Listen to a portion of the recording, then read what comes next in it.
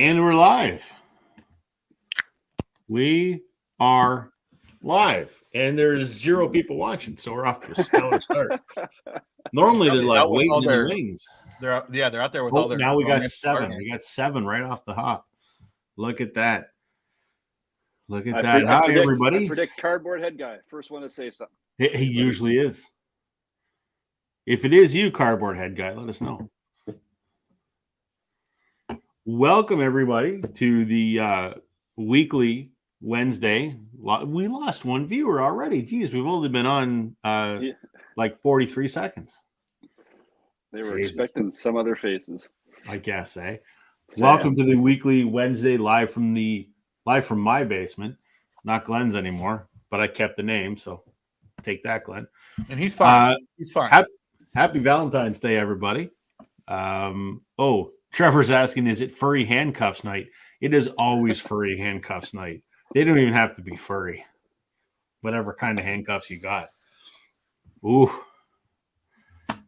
Good evening. Hurt my eyes. Yeah, I think you got to leave those on. You're going to have a headache in about 5 minutes.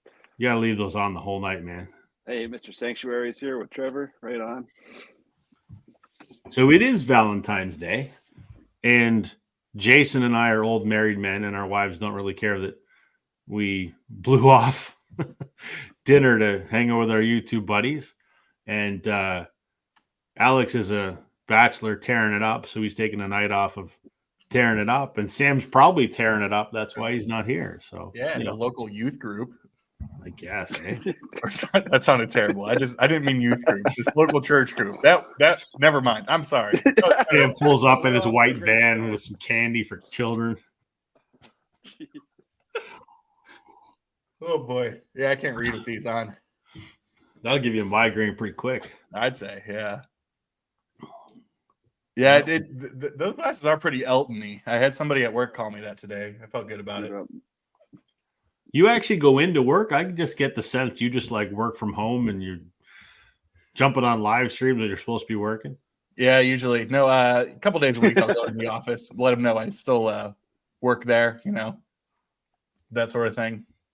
Plus, I had to get these things somehow. Well, there you go. Oh, that's nice. Yeah, oh, God. Yeah, please flick them. What you're saying is Alex has a heart on. That's good. Two. That's good. At the same time, that's talent. Trevor says, great Badfinger video, Alex.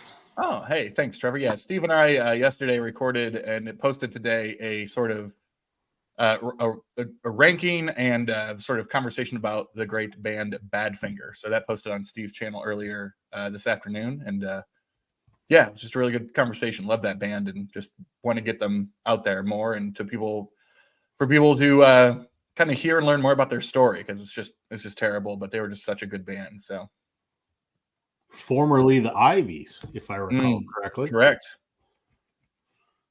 Oh, here's Cardboard Head Guy. He says he's a bit late. We expected you to be the first one in. If we were betting men, we'd all lose. So as I mentioned, everybody, it is Valentine's Day, but more important than Valentine's Day and more important than the Wednesday live stream, it is the day that pitchers and catchers are reporting for spring training. So I'm just going to put that out there that's the most important day of the year. The hell with Valentine's Day. I didn't know that. So do they actually arrive before the rest of the team? Like, is there? Yeah, so the pitchers and catchers get there a week early for workouts, and then the full team arrives next Wednesday. But in our case, a couple of the guys, Bo Bichette and George Springer, arrived yesterday, even before the pitchers and catchers. So that's a good thing. Boba Fett? Yes, Boba Fett. John says, I can't wait till the after show. Will it be titled Beard and Vinyl's Lonely Hearts Club Band? No, but it should be. It's a good one. Steve wants to know if your shipment arrived. We were just talking about that, Steve. It sure did, Steve. Yeah, I went through there. I appreciated the little extra fun things in there. I'm going to actually. I'm thinking about wearing the polo tomorrow at work, at the office. I figured as a professional. Well, maybe I'll wear it. So Sunday I have to travel, and and without giving too much away about what I do for my job, I travel to different college campuses and teach them how to drink in a less risky way. Let's put it that way. Which again, I think which is hilarious. It's hilarious, isn't it, Rob? That's awesome. Because I watch you get pissed every Wednesday night, and yet be responsible, children. Do as I say, not as I do. But I'm not, over here ripping shots or getting in my car or doing that kind of stuff. That's so true. It's a harm reduction approach. Mm-hmm. But maybe I'll wear a beer and vinyl polo to to teach these kids how not to, do so many drugs. My pal Morton. I love this guy because he's in, I think, Norway, and he's always wearing a Jays hat. So I love him. Oh, yeah. There's Jack. Jack is here. Give me the floor for a second. Jack, somehow reach out to me. I don't know if you still need that download code. I haven't forgot about you, but I couldn't figure out how to get that code to you. So find me on Instagram or figure out a way to reach me so I can get your contact info, and I'll send you the picture of the download code for that. What is it? G20? The hell was that band, Alex? I have the album in the other room. GA20 there, Jason. GA20. Yeah, so, which is phenomenal. This is important here. Music Sanctuary says it's a bummer the Jays missed out on Shohei Ohtani. No, it is not. What? And here's the thing. Okay, educate me. Yes, Ohtani signs to the Dodgers for what was it, $700 million over 10 years. Mind you, it's heavily loaded to the back end of his contract.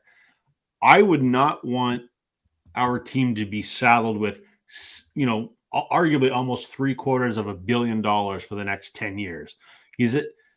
While we are a mid-sized market team, we're not the Dodgers. And to be shouldered with that amount for that long period of time, I think would really handcuff our ability to do things 2, 3, 4, 5, 8 years down the road. And the other thing is, Shohei is amazing right now. In 8 years, is he still going to be worth the $70 million a year? I doubt it. So I think we absolutely dodged a bullet by not getting him, and I think that's great. The disappointment was our front office sucks. Atkins and Shapiro need to go because we did nothing. Yeah, we signed Justin Turner, which is great, but we did nothing else to improve this team that shit the bed in the playoffs for 2 years in a row. So I'm okay that we missed Ohtani. You talking sports and wearing the Blue Jays stuff tells me that you should have another channel or a podcast on the Jays. Come on. Nah. I mean, I could, but nah. Yeah. Nah. It's too much work just doing this. But for those just joining, it's the first day of spring training. Pitchers and catchers reported, so that's why I'm celebrating the happiest day of the year, not Valentine's Day. I mean, I am celebrating Valentine's Day. My wife's upstairs and we bought her flowers, and it's all good. So, some of us are celebrating Valentine's Day, Rob. Went to a rock concert and a baseball game broke out. You know it. Absolutely. So while we're waiting for Sam tonight, everybody, the topic is songs of love, heartbreak, and hanky-panky. We're talking about exactly that. Songs that are about love, songs that are about breakup, and songs that are about sex. I mean, what more could you say about Valentine's Day? Well, and for some of us, a little more hanky than panky, if you know what I mean. Well, some of us remember hanky-panky fondly. Speaking of hanky-panky. Yeah, we're Sam. I've only been waiting for 10 minutes back here. Well, we just figured you were out tearing it up because it was Love Day today. So, what's that? We figured you were out tearing it up. Yeah, changing into sweatpants and eating pork chops alone. Sweatpants. Did you put your duskies on? Not quite, no. Sweatpants. What do you say to the world, Sam, when you put sweatpants on? This is it. I give up. I've given up. The best that I can do. Don't tell me. Velvet. For the first time ever in the history of me making YouTube videos, this is the first time in 190 videos I'm not wearing shorts. Actually, I have jeans on for a change. Are they jorts? No, they're jeans. Oh, okay. Just because I haven't had time to get changed yet. So. I appreciate you dressing up for us. How's things with you, Sam? We've been chatting until you got here. What's new? crazy times for work. We had a whole to-do with a Super Bowl ad that we were supposed to run for my company, and the local state. It was a local ad, and the station put it on at the wrong time, Ooh.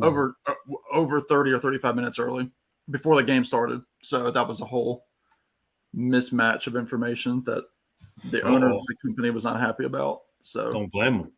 yeah, so that's kind of like the big hubbub. But other than that, just my last office day of the week. So I'm here per usual. This is my mini Friday with you boys. Friday. Nice. I work from home tomorrow and Friday, so I'm not off, but I'm always a work from home on a Friday kind of guy. I'm on the road tomorrow, so.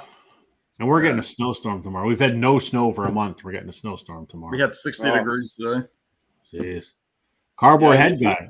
I love the ABBA album. I love all the ABBA albums. And Glenn was right. ABBA's fantastic. So. You didn't get any of that snow yet, Rob, eh? You didn't get hammered like my parents did in the Maritimes? Oh, no, man, we got nothing. It's literally green grass. We haven't had a flake of snow on the ground for 3 weeks. I've been wearing shorts for a few days. It was today was freaking cold. But last week was like 12 and 14 degrees. Oh, beautiful. Yeah, I'm done. I'm ready for spring. Looks like a filter. Yeah, it does look like a filter. Dude, I can't see shit through this. Just sing us. I don't know what to tell you. I'm trying to read the comments, and I'm like, what's this? They're ladies' frames. I don't know what to tell you, Elton. Oh, I want to see Alex go back and lift up his feet, and he's got these giant platform boots on that are all sparkly. Show us those ankles, Alex. Yeah. Sure, these are cankles. That's the after dark. Yeah. You got to pay for that later. So my question is, that little headband you got there, does that glitter come off of those hearts? Is that built into it? Is there glitter on there? There's glitter all over those hearts. Yeah. Oh. So you might be. Well, it turns out there's also glitter all over my table. So. Well. I didn't. Yeah. So tomorrow when you get to work and you're covered in glitter, they'll think you had a wild night out at the strip club. Well, there's a much easier answer to that. I got these from work, so I went to my place of work and I was like, "Does anybody have anything ridiculous for Valentine's Day?" And they're like, "Oh, do we? Here, have these." And they said, "We have some things for you to wear too." That's right. Well done. Well done. Does the After Dark have an age restriction? Absolutely not. Well, it might have to. Says Rob, the non-host of the After Dark. Right. Come on, everybody's welcome. 18 and up. 18 in life. You got it. Okay, of all the things I had on my bingo card, Sam making a Skid Row reference was not 18 one. and life to go. That was a go-to on classic rock radio for me as a kid. Yeah. Ricky was. Sorry, Rob, that's great. Rob, not to backseat drive this, but I want to make sure that we're highlight. We got. Did we see Marsha's here? We got Emma here over at Avon Low. Oh, jeez. I know. I'm sorry. I just want to make sure these people Listen. feel seen. This is my stream. You're I'll right. click on whoever comments I want, which is Right. generally everybody. I generally don't do the hi, because people can read that themselves in the comments. But we're in the presence of royalty here. I know. I was me? the words out of my mouth. It's me and Jason. I'm sorry. Hello, everybody. There we go. Dang, John just cut into the nitty-gritty there. Ooh, Hey, Chris Dallas is watching. Final. Right on. All right. Since we have a captive audience of what are we at now? There's 98 people watching. Not bad. Wow. We should get into it. They're all different subscriptions. I mean, they're all Glenn. He's just on Yeah, 100 probably. And John's probably logged in all three of his channels. So, No. so as he mentioned, since it's Valentine's Day, we're talking about songs of love, heartbreak, and hanky-panky. So we figured we'd pull some records and talk about them. Who wants to go first? Well, he was probably in the waiting room, but I think Sam at least is probably going to take the hanky-panky side. So I mean, he could probably. Yeah, I mean, he better go first. Yeah. Just be gentle there, Sam. There's some delicate ears listening. Oh Yeah. gosh, and yeah. Well, with all that, I don't. Sam does a when Sam goes out playing music, he does a cover song, a cover version of a Billy Ray Cyrus. Instead of "Achy Breaky Heart," it's "Hanky-Panky Heart," and he does the thing. So Well, sorry, go ahead, Sam. It wouldn't be. I mean, I know. Just in talking, not trying to cross over songs here or anything like that. This is one that I listen to a lot when I want to feel really down in the dumps. And I'm sure Alex knows it too. I do. And when Alex comes to visit, we'll probably just sit in a corner and listen to the song over and over and over again and cry. You know, Yeah. but it's from this album. But it's the song "I Would Be Sad" from this album, which is just a humdinger of a rip your heart out, pour salt on it, and put it back in kind of song. It's like I said, it's the Avett Brothers, trio out of Concord, North Carolina. There they are, looking lovely with their locks. They make me want to grow my hair back out. I'm still thinking about it. For those that are interested in such things, I know Jason's a captive fan of the locks, but of the St. John locks. Yeah, I Would Be Sad is just one of those great songs. It's just like, I would be sad if you left me all alone. And then like they keep singing, he says, I would be sad if I got left by a girl that I adore. I would be sad for all the lies that you have told me. Like, just like all these like lines, like, I would be sad, but then there's like this kind of like moment of hope where they're talking to their father about like his experience dating growing up and that sort of thing. He essentially says that, like, her breaking your heart is going to be the last of many more regrets to come, is one of the lines, which is just like, it really, really just kills me listening to this song. And I remember one of the early times where my heart was first broken. I had a friend, my best friend, who I mentioned on my channel. His name is Chris. He texted me and he's like, you should listen to "I Would Be Sad." And he was meaning it very genuinely. I was like, Chris, man, I was like, there's no way that I can listen to that song and like, sleep a decent amount after this whole thing had taken place. That was a few years ago. Yeah. But I always associate that song with that moment in time. But I mean, I listen to it a lot. I sing it from time to time. It's a tough one to sing just vocally. It's very, very emotional and, strikes the emotionalism in the heart. But I feel like this album will be mentioned again, perhaps. But I wanted to mention the song "I Would Be Sad" because it's exactly what the title is about. But there is that glimmer of hope about, you get your heart broken, but it's likely that you won't be the last one that the person will, crush. So happy Valentine's Day, folks. Yeah. Let's go light a cigarette, Alex. I would. I love it. No hanky-panky from Sam. Just some Marlboro Lights. he starts it off on a high note. Thanks, Sam. Yeah. Everyone's tagging themselves in the comments. Sam, a great choice. I shall give you one. The glitter just. You're gonna look like a Liberace in the shower when you're cleaning that stuff out. Okay. Don't live stream that. Yeah. All right, who's up next? Well, I'll go ahead. Go ahead, Jason. Oh shoot, I forgot. Okay, I'll have to go back and get another one. Oh man, that was good. I got a lot. Like I said, Rob, this actually ended up being easy, even for a guy with like not a shit ton of records. There was a lot to choose from, and I just started going through the stack. I'm like, well, this one's got something. This one's got something.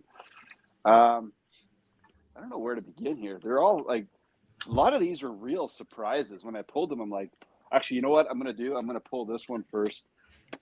This is out of nowhere. And when I saw it, I'm like, well, hell yeah, this is Heartbreak. This is bad. This is sad. This is Patsy Cline. Patty C. She's Got You from 1962. So, wow. So I had to look. I looked it up. Obviously, I'm trying to learn about it as I go. It's kind of my MO, right? And it's cool. Like, so this other guy, this guy named Hank Cochran, who I guess was like a big country artist, and he did a lot of writing for people, and he wrote some songs for her. He calls her up. This is all Wikipedia. You can look it up. and basically calls her up and says, "Look, I got your next number one hit." Patsy says, "Come over here, bring a bottle of booze, play it for me." And she was so smitten by it that she's like, "Hell yeah!" And it happened like instantaneously, right? So it was super cool. But like the lyrics to this song are just god awful. Like I don't even know if I have them here, but it's just, you know, basically saying like, this guy's got you. She's got you. Where's all the? Hang on a second. I gotta find. I'm not prepared. I'm sorry. I got so many songs here. I had to take a snapshot of all the lyrics because I had like circled things and all that stuff. But ultimately, okay, hold on here. I'm sorry. Start talking, guys. Start talking. Kill the dead air. All right, I'll fill in with a couple comments here. Marcia says, "Alex, you need a sound effect to go with those jingle of the hearts." Yeah. I should find a sound effect while we're offline so that I can boing. Boing. Dang, Jason. Good call. He needs a I'm sure he needs a little more than a boing, but that's not my business. A Boeing 747, yeah. That's where the windows come off, right? All right. Say it, Jason.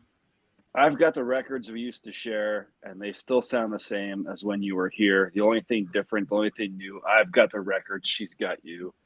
Like, yeah. I've got your memory, or has it got me? I really don't know, but I know it won't let me be.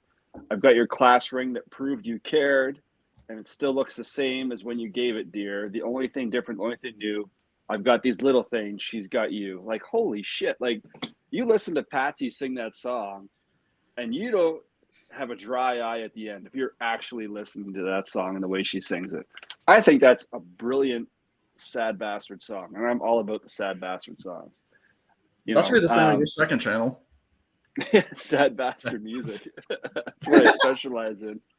That's the name of your bad. I don't like happy music. I like sad music. Hence my affinity for grunge and the blues. The blues. Yeah, that's the name of your crappy bar band, Jason Arsenal and the Sad Bastards, man. Tearing up your local taverns from 9 to 11 each Wednesday. They're kind of punky though. Definitely tavern bands, not like bar bands. Taverns are Saturday, so we'll go with. They also serve burgers, right, Sam? Yeah. Right, yeah. Oh god. Anyway, that's my first pick. Patsy Cline. This particular, the cassette tape of this album, I think I've mentioned this on the stream or a video before. My mother had that tape in the car, so I became ultra familiar with every song on that.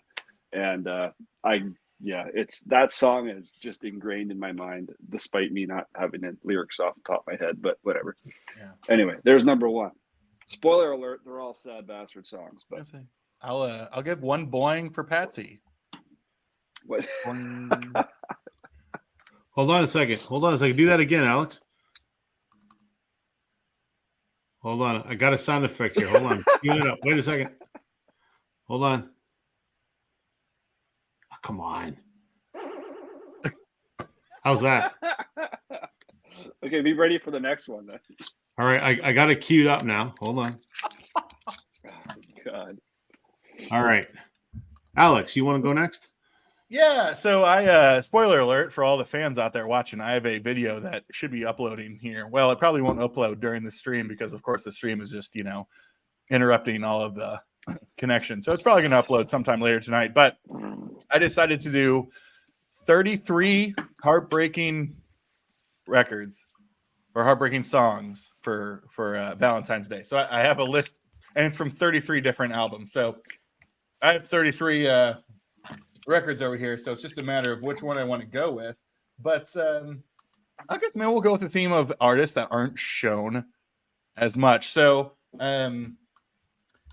this is an artist who I would say is polarizing, but definitely not musically polarizing. I think it's just one of those personality things. People don't like him, or he's an asshole.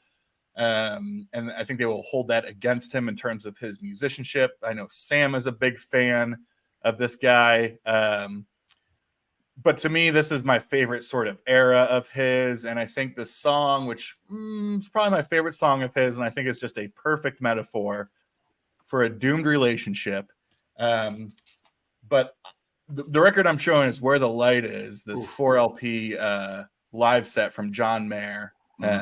and the song itself is "Slow Dancing in a Burning Room," God, which is that just sounds awesome. brutal. And yeah, and it's just again like the perfect metaphor of like this place is burning to the ground. There's no way that this ends well, but here we are. And I think like as I was kind of digging into a lot of these songs that have that sort of heartbreaking tinge to them, for me, the songs that emotionally impact me more are not like the "oh, you cheated on me" or like the "you broke my heart, F you." Like it wasn't those things. It was like the mature adult sort of like, damn, we really still care about each other as people, and this didn't work out and we wish it did, but we still love each other. It's like that sort of thing, which it makes it more complicated, right? Like what's the line? Like prefer a clean break. Like and when you don't have that, it makes it so much more difficult. But here's the thing, I think, and Sam feels differently. Well, I mean, not to call Sam out, but to me, if you're going to buy one John Mayer record, it doesn't help that this is like a $60 thing, but this to me is a perfect John Mayer introduction slash whatever sort of thing. So this is I guess a total of 4 LPs. This is 3 different sets. So the first set is him doing solo acoustic stuff. So it's just him on an acoustic guitar, and he's a beast. I mean, just an absolute beast playing guitar. Yes. The second set is his blues trio. Yeah, like he full on the John Mayer trio was a blues and is a blues trio. He's up there with Peter Palladino and Steve Jordan. Yeah, I mean, 2 guys that you're like, wait, what? Playing with John? Yeah, like insane. I mean, he's doing I don't know if you've ever heard this, Jason, specifically, because you're a blues guy, but he's doing all types of good stuff on here. But yeah, just a ton of great stuff, and he's just ripping, right? Like he's ripping some of these blues songs. Like no, I mean, he's an incredible player. Yeah. And then the last 4 sides, I guess, are his full band doing more of the album band type stuff, and that's where Slow Dancing in the Burning Room comes in. So for me, take the personality aside or whatever he is, I will say, if you follow him on Instagram, he's hilarious. He's a great personality. He has a huge personality that kind of gets me going. But I would say if you're not familiar and you don't know where to start, it's kind of hard because this is like a cheater, and again, this is like a $60 record, I think, here in the States because it's 4 LPs. But this to me gets you a little bit of everything, at least up to this era, which was, I think, through Continuum. Yeah, right. Yeah, thanks. Yeah, for sure, Marcia. Yeah, I'll say something on John Mayer. I'll take the John Mayer soapbox here for a second. That statement could go a lot of ways there, Rob.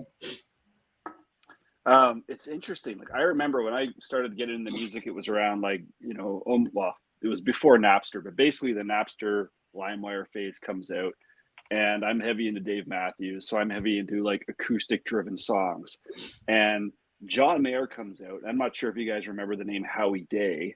He kind of came out around the same time. And it was so cool because on Napster or LimeWire, wherever you're pirating shit from, they had like, these guys were playing like colleges, playing like bars and stuff, and everyone would upload these recordings of them playing guitar. And this John Mayer guy was like, who the hell is this dude? Like, it was in the height of like Dave Matthews' popularity in colleges and universities. And John Mayer comes out and he's ripping the acoustic and he's just killing it. He releases his first album, and then, it was unfortunate. Well, in my opinion, it was unfortunate. The marketing took him like total bubblegum kind of pop. Yep. And he became a bit more of like no slight on you at all, Sam, for this, but like more of like a boy bandish kind of figure that the women liked. Mm-hmm. And everyone forgot, or ignored rather, how much of a musical genius this guy was. And so, and to be honest, I'm a little ignorant. I shouldn't be foot in the mouth here a little bit. I said I haven't followed his career much at all, to be honest. I kind of fell off when he released the first album. I bought it on CD, and I was like, all right, well, it's lost its luster for me. But I love whenever you hear clips of him or see clips of him doing the blues stuff. Like the guy was a blues guitarist and a blues aficionado and was just kicking ass. I really hope that his career just continues to go back to that direction. I want him to escape the pop music, and I want him to be totally concentrating on like just being like a Stevie Ray Vaughan type of character, right? Sure. Anyway, that's my 2 cents on the guy. I thought he was awesome. I guess that's me grandstanding. I was in on the ground floor, but that's not what I'm trying to say.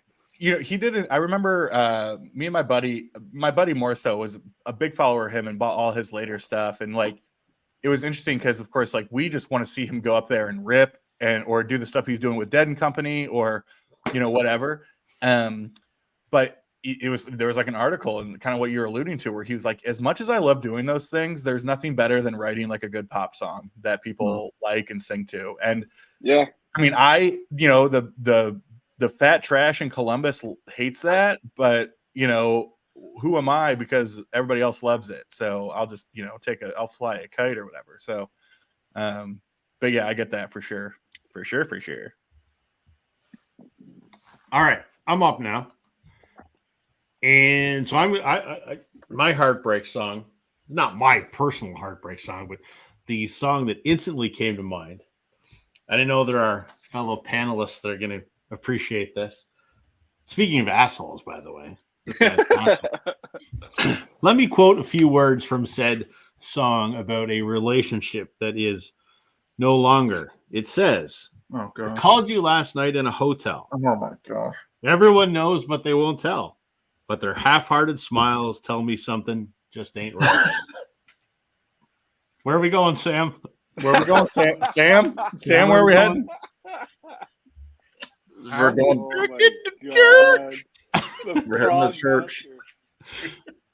I I mean, didn't think Prague would make an appearance. And when he was drinking her away, it was this trash. It was. absolutely. I just want to be clear to everyone that is watching. I'm not a Kid Rock fan. You just know his whole discography. No, The I do screen not. tells a different story. I do own this record, and it has now become kind of a long-standing joke. But anyway, I mean, Kid Rock's an asshole, and whatever. But just a funny breakup song. I love Sheryl Crow. Don't get me wrong. So, picture. I don't have anything more to say on it. It's not a masterpiece. It's not a good song, but I'm just like, if we're talking, I mean, I got to pull that one out. So Well done. the rest of my picks are serious, everybody. So, I love it. all right. What do you, let's see here. John goes, I knew it. John called it. Of course. I just wanted to hear Alex sing again. So, all right, Sam, what do you got for us? Well, are you going to go happy this time? Are you going to go sad again? What are you going to do? Not yet. Hanky-Panky? No, not yet. I want to keep people, crying a little bit more. What's Marsha saying here? Sheryl Crow's My Favorite Mistake is a better. Yeah. Does anyone know who that song was about? No. Favorite Mistake? It's about Eric Clapton. Oh. Yes. Everyone thinks it's about Kid Rock, but she wrote it before Kid Rock, and she never dated Kid Rock, but she did date Eric Clapton. Sorry to interrupt, Sam. Have at it. I'll shut up. Go Eric. No, so I'm going to stay with the sad songs here, and this is not a surprise to anybody that follows my channel or any of my live streams when I play tunes, because this is one that I play quite often, but it needs to be mentioned because to me, probably the best heartbreak song of all time from this album right here. I've made Jason cry with this song. Let's not talk about it. I hope that I don't fall in love with you, which is also the name of the song. And was Jason crying because you didn't want him to fall in love with you? Is that why he was crying? Yeah, there's a We're there's not a lot going of there, Rob. hidden mystery to Jason that nobody knows about except for me. No, it's the second song of the album. Obviously, this is the first Tom Waits record. It's his most songwriter-y album, in line with Randy Newman-ish. Like, it's just him on piano with some brass, like a bar trio kind of thing. And his voice is not the really gruff, gravelly Tom Waits that he's famous for. But this song has one of the best endings of any song. Like one of like if a song can have a plot twist, this song has a plot twist because it's about this, he's essentially a wallflower sitting at the bar by himself, and he sees this woman who comes in with her boyfriend or husband or whoever, and they're sitting away, and he's, like he starts off, I hope that I don't fall in love with you because falling in love just makes me blue. And it's like all these scenarios about like he looks back and the man has gone away for a while, and so it's just her at the table, and she's looking at him and smiles. And so every verse ends with him saying, I hope that I don't fall in love with you. And the second to last verse, he says, I hope that you don't fall in love with me. And then he says, now it's closing time. The music's fading out. Last call for drinks. I'll have another stout. I'll turn around to look at you. You're nowhere to be found. I'll search the place for your lost face. Guess I'll have another round. And then he finishes it by saying, I think that I just fell in love with you, which is just like, again, like when I'm just like, really just like, man, I need something tonight I need more salt on that wound. I played that song, and like, again, it's just pristine songwriting. It's so Tom Waits. It's so, just this guy who's in a bar. He sees a woman, like he has these ideas of like, what they could be. I mean, people that have been places like that before have all thought about things like that. They see somebody walk in, scenarios play out in your head. Like maybe I can fall in love with this person, but in reality, she's just a stranger in the corner with somebody else. And it's so good. It's about, it's like him saying, do I get up from the bar to sit with her? Do I not? Do I do this? Do I not? And then finally he loses his chance because she's left looking for the other guy. And that's when he realizes I fell in love with you. And now I'm just going to sit at the bar and have one more drink while it's closing time. So just a killer song. If you want to cry for Valentine's Day, listen to that song. Yeah. So I feel like you need a hug, Sam. Oh, I need one. Jesus Christ. yeah. Sam needs a lot more than that. Woo! Yeah. Cheers. Yeah. There you go. I'll catch up on a few comments here real quick. Catherine says she saw the Bob Marley One Love movie today. How was it? I've heard It was sold out in my area today. Yeah. I'm going to see it soon. Love Hurts by Nazareth, real tearjerker. Yeah, That makes an appearance on my video. Behind the Sun by Clapton. Almost any Hank Williams song. Yep. Trevor says my favorite breakup song is Something I Can Never Have by 9 Inch Nails. Brings a tear to my blackened heart. Blackened heart. Nice Jesus. job. Trevor, you're the best, man. A few people saying That's hi, so good. and then Billy Joel, and so it goes. All right. Yeah. Jason, you're up next, right? I am. I'm a little more All right. prepared this time. Okay. Baby, I want to leave you. I ain't joking, woman. I've got to ramble. There's one line in it. What else can I say? Baby, I got to go away from this place. I got to quit you. Yeah, oh, baby. A lot of babies, a lot of whatever. Babe, I'm going to leave you. Led Zeppelin. Baby. Yes. Thank you, Alex, for validating my opinion on this one. So I've heard. I think I have it on a piece of wax over there. Joan Baez's version, right? So, but I had to look it up. Anne Bredon wrote this song. Yep. And then Joan takes it, makes it a little more popular.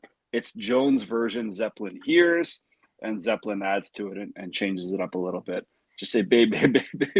You're right, Marcia. There's not a lot of depth to the song lyrics here. However, It's poetic. It's I don't know. When I first heard this, and this is one of the first, like, strangely enough, this is one of, like, I'd say the first 5 Led Zeppelin songs I had ever heard, which is not usual, right? But I freaking love it. I'm not a good guitar player by any stretch, but at my peak of guitar playing, which I'm sure Sam would just roll his eyes at anyway, I could sort of fumble my way through the picking of this, and it's just such a beautiful guitar song. I can't get enough of this. I'll always listen to this. Incidentally, as sad as the song kind of is, it doesn't hit me that way. Like, sometimes sad songs hit you a certain way, and sometimes you just enjoy them because they're just really well done. I love this song. I love the way it picks up, and a lot of peaks and valleys in it. Beautiful song. Great White. Yeah, I haven't heard that, Trevor, but I bet you, they would have killed it. I think this song is something that I was expecting a lot more people to cover, because it kind of is a cover song. Even people now, like the generation nowadays that knows Zeppelin and knows the history of what they stole, covered, whatever you want to call it, they know that this song isn't one of, they didn't write it per se. So I was expecting this song to be something that, modern day artists would just keep throwing out there and it would become popular again. But no pop artist has made this song like more popular than Zeppelin has, for sure. Well, anyway, great song, incredible guitar, peaks and valleys all over the place. And I'm a big Joan Baez fan, so even though she didn't write it, I kind of love the idea that she had a hand in where Zeppelin took it. But like also, so Jason, that was one of my picks for the 33 I did. And I mean, I love that song exactly for the reason that you said. That's one of my favorite Zeppelin songs of like, super moody, beautiful, like acoustic, like intro pattern or whatever. And then like it gets heavy, like it's so good. I mean, just like I'm grooving to that, right? But also, it's funny, like that first Zeppelin record, it's like what, like over half of those are covers or covers. You would probably call them like, interpretations. Arrangements, right? So arrangements, or Dazed and Confused is another one, right? Like arguably one of their biggest songs that technically is not theirs, but In My Time of Dying, oh yeah, that's a good one. Oh, I love that song. Anyway, so that was, let's sing it. Let's do it all together now. All together now. All right, Alex, you're up. Well, something happy, man, or something sexy. Oh, I don't got nothing keep sexy. I pulled 33 heartbreaking songs. Oh, no. Rob, the only one who's going to be talking about love, sex, and anything else is going to be you. All right. Well, I'll go with this because I'm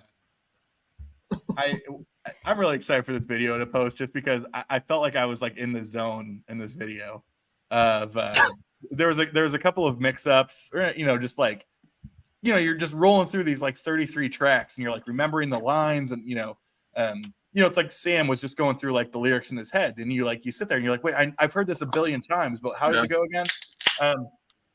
I've shown this record before. It's one of my favorite records of all time, but a lot of people probably hear me talking. They're like, oh, he's a classic rock, hard rock, prog rock kind of guy. But one of my favorite bands and one of my favorite albums of all time is August and Everything After from Counting Crows. Really? And I didn't know Counting that. Crows have a long list of heartbreaking songs. I mean, Adam Duritz is one of the, a very well documented example of his mental health struggles. He has a dissociative personality disorder that is sort of a cause a lot of times of why they take so much time in between records. I mean, it's obviously it's been treated, but like, I mean, there's some stuff that he wrote that you're just like, bruh, you good? And obviously not, but so there are a constant number of like, I think of like AOL and the away message and like, like those like subtle like away messages you would put up of like a line or a stanza or something from a song. But to me, the song that I love the most from this record, and to me it's a perfect record, but the one that always hits me in the most heartbreaking of way, Jason, I'm thinking of you again, because anytime I think of a song that makes me cry, I think of you. Congratulations. What a badge of honor that is. Yeah. You're the emotional one, Jason. Is the song Good Times, Good. God, there's so many. For me, off this record, the song is Raining in Baltimore.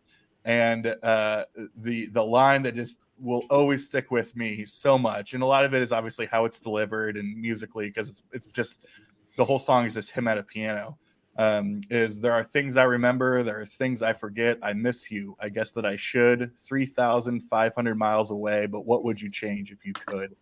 And obviously, sort of the distance playing a role, and the distance that or being physically away from somebody plays in relationships. Every time I hear that, man, it's just gut wrenching. But I'll go with Raining in Baltimore from this stellar record from Counting Crows. Just beautiful, heartbreaking, sad, all of the things. For the love of God, give us cherry pie or pour some sugar on me or something, Rob. Save us from this death trap that we're in. It's a suicide. I do have pour some sugar on me, but we're gonna save that for a minute. Oh, after dark. Oh no, we'll get to it. A couple comments here. Where are we? John saying "I Can't Make You Love Me" by Bonnie Raitt. Yep. She's coming here in November. She was just announced. Really? Oh, I'd love to see her. It's almost sold out, like in 2 days. That's awesome. Hello, Richard. Hey, Richard. Sunshine of My Life by Stevie Wonder. Yep. Hey, James. Love to Love You, Baby by Donna Summer. There's a sexy song. Love to love you, baby. August and Everything After, such a classic record. Arguably, the deep cuts are as good or better than the singles, front to back. Yeah. 1000%.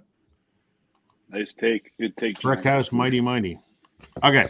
I'm going to break out of this depressing, heartbreak kind of stuff. I'm going to go with a sexy time song. And not only it is a sexy time song, it's a sexy time song by my fantasy wife, Susanna Hoffs from the Bengals. Yeah. Oh shit! Didn't see that coming. And I'm not going with some people would think there are some Bengals songs that are like in your room, but no, I'm going Manic Monday. Now everyone knows Manic Monday, just another Manic Monday.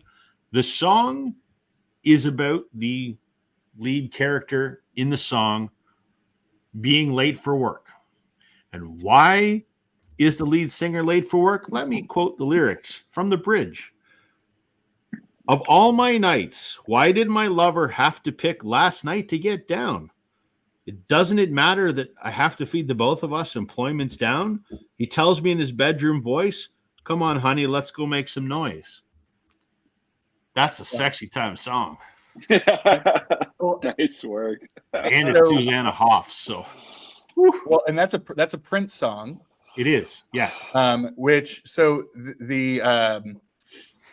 tie-in, there's like a 3 degrees of separation. So the melodic line in Manic Monday is very, very, very similar to Party Like It's 1999. Yep. Which is also very similar to he lifted it from I think like a Mamas and Papas song or something. Something like that, yeah. But yeah, like the crossover between those two is totally there. But yeah, leave it to we should pull up some Prince, man. Prince was writing some dirty shit for sure. Oh yeah, absolutely. It kind of sounds like Dedicated to the One I Love.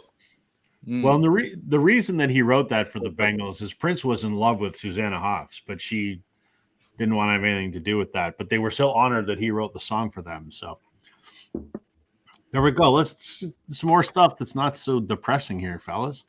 Oh God. Sam, you can only go next if you're not going to show another Heartbreak song. I didn't pull any Tom Petty. Smart ass. Well done.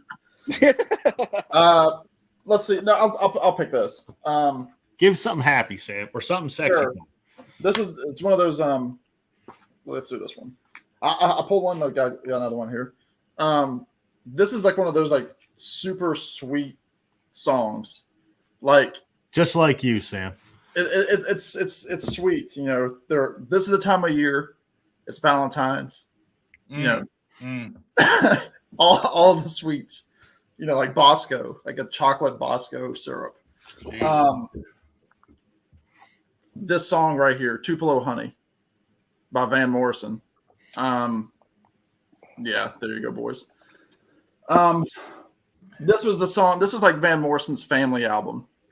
He was living up in Woodstock, New York, and he had just had a child who I believe it's his daughter who now sings with him from time to time. Shayna is her name. And that's Van looking very sweaty in a tank top on the cover, but it can't be totally perfect.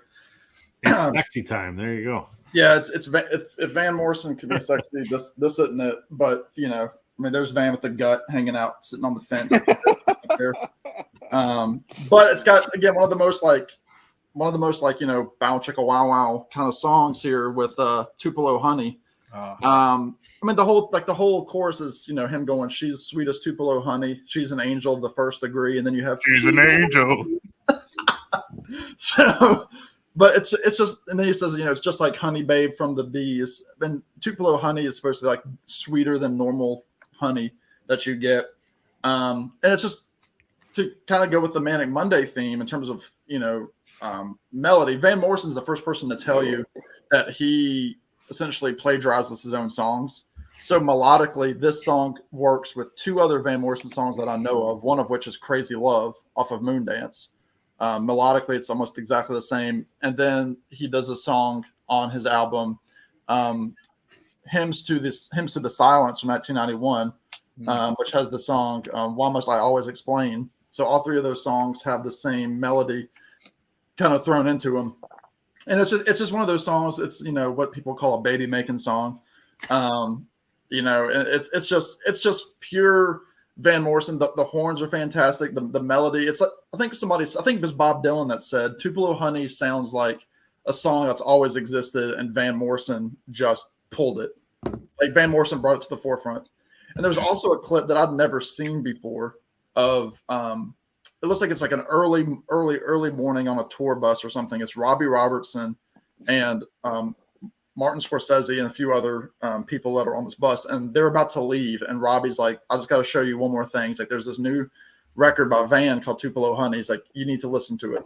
And there's this clip. It's just Robbie like soaking it in. He's probably been drinking all night, and like Scorsese's there. I mean, this is, mid 70s before the last waltz. And they're listening to Tupelo Honey, and Robbie is just like, he's just taking it all in. And it's one of those songs that I wish Van played more live. I mean, he doesn't do it much anymore, but it's just an absolute killer love song. I absolutely love it. So Tupelo Honey for all of you lovers out there. Good choice, Sam. He's an angel. Let's see here. A couple comments. Erotic City by Prince. Yes. Blessed Up by Elton John, a nice song from a parent to an unborn child. And of course, if you're talking about sexed up songs, I mean, isn't that the only thing that Kiss ever wrote about for the most part? Well, and Richard, I love you. You got some great answers here. But my personal favorite is from my favorite Kiss record, that debut, with Nothing to Lose. And as I've said before, and I'm sorry to break this news on your channel, Rob, I mean, has there ever been a better song about butt sex than Nothing to Lose? I think you need to wiggle one of your hearts there, Alex. Oh, that deserves a couple wiggles. All Ready? right. Yeah. What? Ready?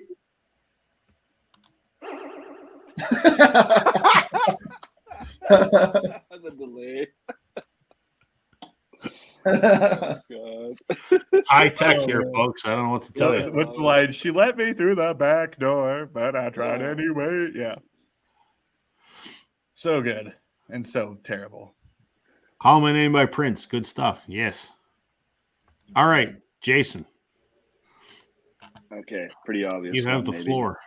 Wordlessly watching, he waits by the window and wonders at the empty place inside. Heartlessly hoping, Sam singing it, I love it. Helping himself to her bad dreams, he worries. Did he hear a goodbye or even hello? Recorded in 1969 and apparently recorded at the first session where these guys got together to record, which I think is super cool. My favorite fact of looking up all these albums last night, that's like the coolest thing ever. They like the first session, let's throw this down. Helplessly hoping, Crosby, Stills, and Nash. Beautiful. I was very late to that song. Like obviously everyone knows Sweet Judy Blue Eyes and Carry On. This song only came later to me, and I can't not listen to this. Like this is the harmonies in this song. If someone said, give me your top 5 favorite harmony songs, I would put this as number 1. Something on Simon and Garfunkel will be up there too, for sure. It's up there for me. Yeah, this is an absolutely beautiful song. When I eventually go down to Virginia, I'm sure we'll record this. We'll drop this track. Cosmic Tour Who? Yeah. Anyway, beautiful song. I was trying to understand and interpret the song and get all that, and I couldn't come up with a better way than just like on the instant Google search. It says a nonverbal dialogue between a guy who loves a girl, waiting for her, and wonders about her love for him. So a guy wondering about the girl's love for him. Like that is just pretty tough to deal with. He throws himself out there. He says something. Maybe she doesn't say anything back. And anyway, so everything that goes with that, couple with the voices of those three guys and that stupid coach. Anyway, beautiful song. I will never get tired of listening to it. Nope. It's, again, another sad song that I can listen to without getting too sad by. Just like Babe, I'm Gonna Leave You. There's some sad songs that, that may or may not be shown tonight that I can't listen to or talk about. Like Tom Waits is one of them. Thanks, Sam. And that one, though, that because I can ignore all the lyrical stuff and still just appreciate the music and the harmony and just float away on that. Well, as Elton John said, sad songs say so much. They do. But yeah, I mean that song, that was one of those songs when, cause if I find a song that I love, I mean, I'm listening to every live version of it that I can, or every alternate take that I can. But that song, just those lines of, they are one person, they are two alone, they are three together, they're for each other. Holy Christ, that's beautiful. I got goosebumps. And I got to see them, thankfully. I saw the three of them together in 2014. And I've seen Crosby twice. Well, I saw him twice soloing. I've seen Graham. And Graham did it live solo with just him and his other guitar player. And man, it's just, and the three of them did it together as well. And it was just like a highlight. But that would be a friggin' crazy concert highlight for me if I saw that song played by those three guys. We would have had to carry you out, Jason. Not wrong. Great pick. Couple comments here. John is saying Rosie is a beautiful song about self-love. Looks like it's you and me again tonight. And Richard's saying he got here late. Did anyone mention Afternoon Delight? No, nobody has mentioned that yet. Or the song. Dave Matthews, Someone's Broken Heart becomes your favorite song. Ooh. Is that Funny the Way It Is, I think? Is that the song, Jason? I don't know. Yeah. I don't know. Yeah, some people are going hungry and you're eating out. Okay, but yeah. Well, I'll go next if that's You're up, man. all right. Well, gosh, so many to choose from. I guess I'll stick with a little bit of this theme of showing records that are not normally shown on the Rob Northern Revolution's basement channel. This showed up. I will say this artist came up, I think, in passing. I don't know if it was on this show or maybe just a different stream I was doing with Sam. And they've sort of become a little bit of I'm not going to say a joke. I don't mean any disrespect by it, but they've definitely jumped the shark and just became a absolute mega pop band that I don't really that I couldn't care less about. But I have loved always their first 4 records. And this one is my favorite. And I still think that this is just one of the best kind of pop piano ballads of all time, whatever you want to call it. But I'm going with Coldplay and the song The Scientist. Oof. Oh, nice choice. Shit. I'm telling you, people, if if Coldplay jumped the shark and they're just kind of again, this mega pop band, their first 4 are great. This is my favorite. To me, this is just the perfect sort of, they're still a band. It's not just like the Chris Martin project. But good name for a band. It would be. But just to me, again, a perfect sort of just breakup type of song. No one said it was easy, but no one said it would be this hard. I've just, again, Parachutes, Rush of Blood to the Head, X and Y, and Viva La Vida, I think are all exceptionally strong. Just again, pop records, but more in the alternative. They were doing some pretty cool stuff through all of these. So I'm gonna go with The Scientist off of Rush of Blood to the Head from Coldplay. What was this? This was nice job. Yeah, when did this record? Was this 2002? God, over 20 years ago that song came out. You're so old, Alex. And let me tell you, Willie Nelson has a heartbreaking version of that song. Yeah. What? Yeah, you listen to it. Is just it's gut wrenching. Yeah. I think he put it out in 2005 or so just a couple years later. Yeah. All right, Rob. Okay. All right. I'm gonna go with a love song. Ooh. This is off one of Marsh's favorite records of all time. And probably one of my favorite love songs of all. Not that I'm a big man. love song guy, but All I Want Is yeah. You by U2. Oh, What an I was gonna- incredible song. That's pretty Um, awesome.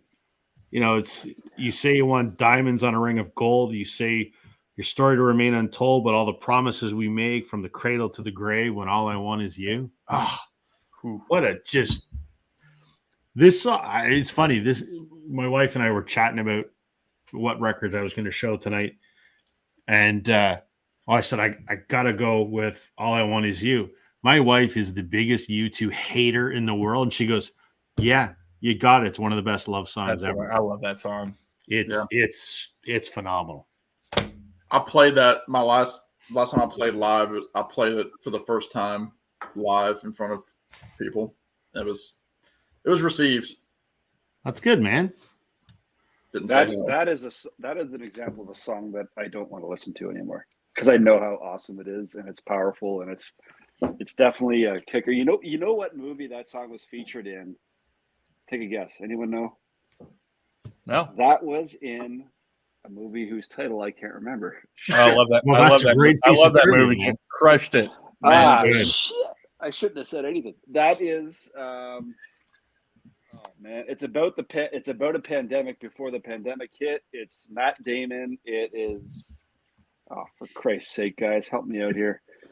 You got it, forget man. it. I'm out of here. Bring me the hook.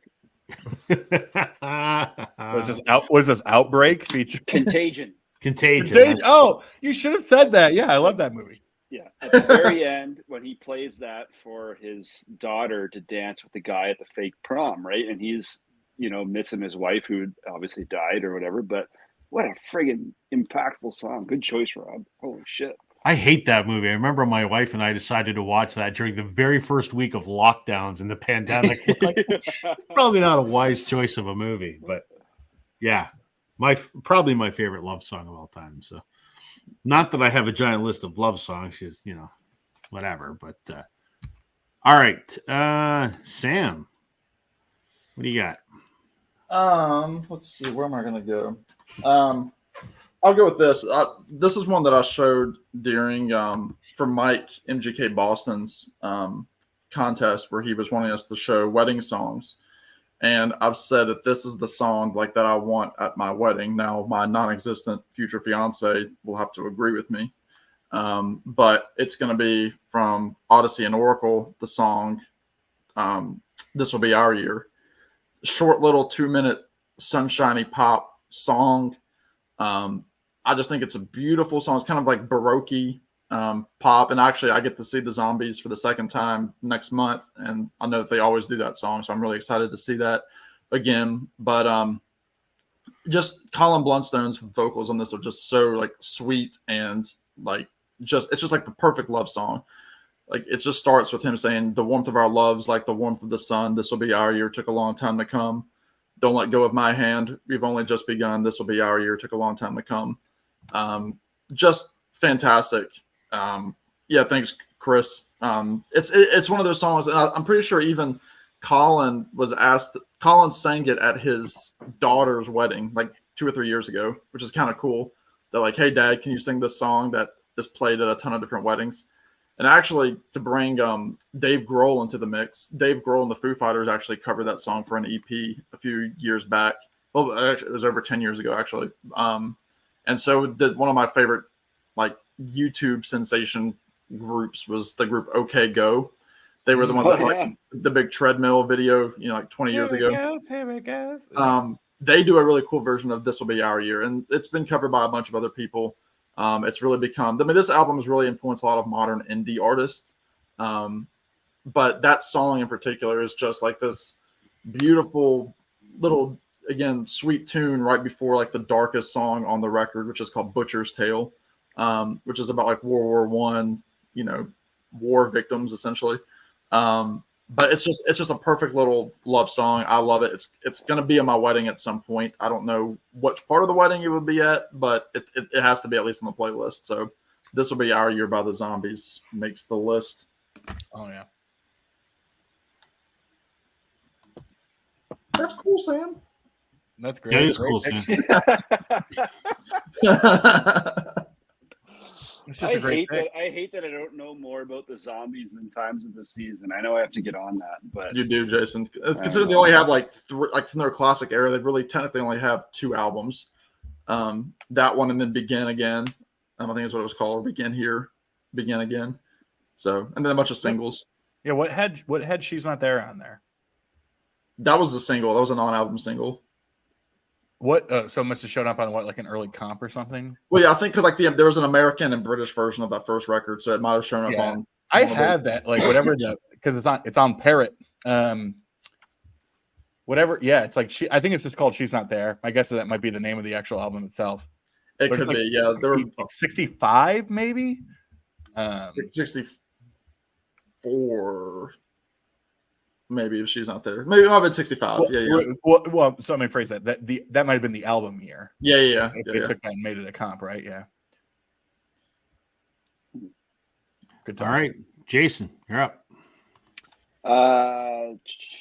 One of the many impactful lines here. Deep in my soul, I've been so lonely. All of my hopes fading away. I've longed for love like everyone else does.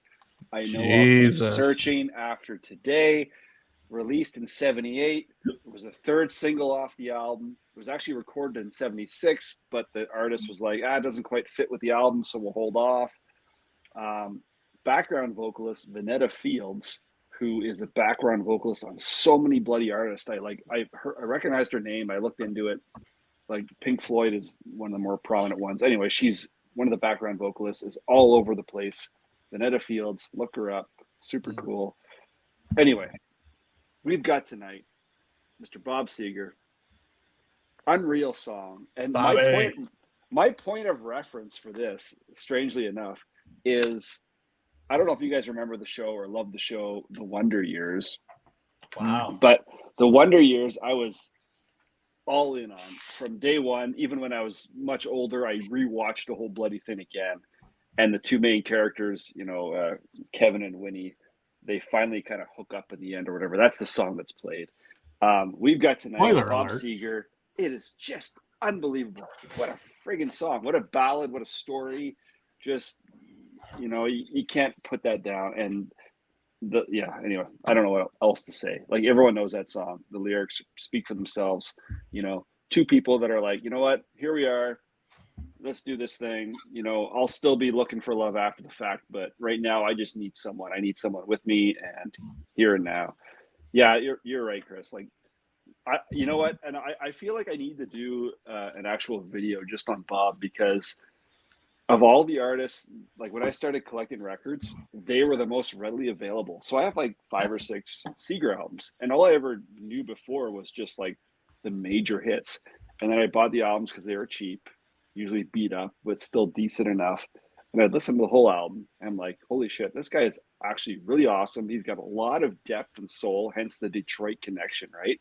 Like, I don't know. He's one of those artists that I don't think I'd ever turn a blind eye to. Like, any album he puts out, I'll give it a shot. And so far, everything I've picked up by him is just gold.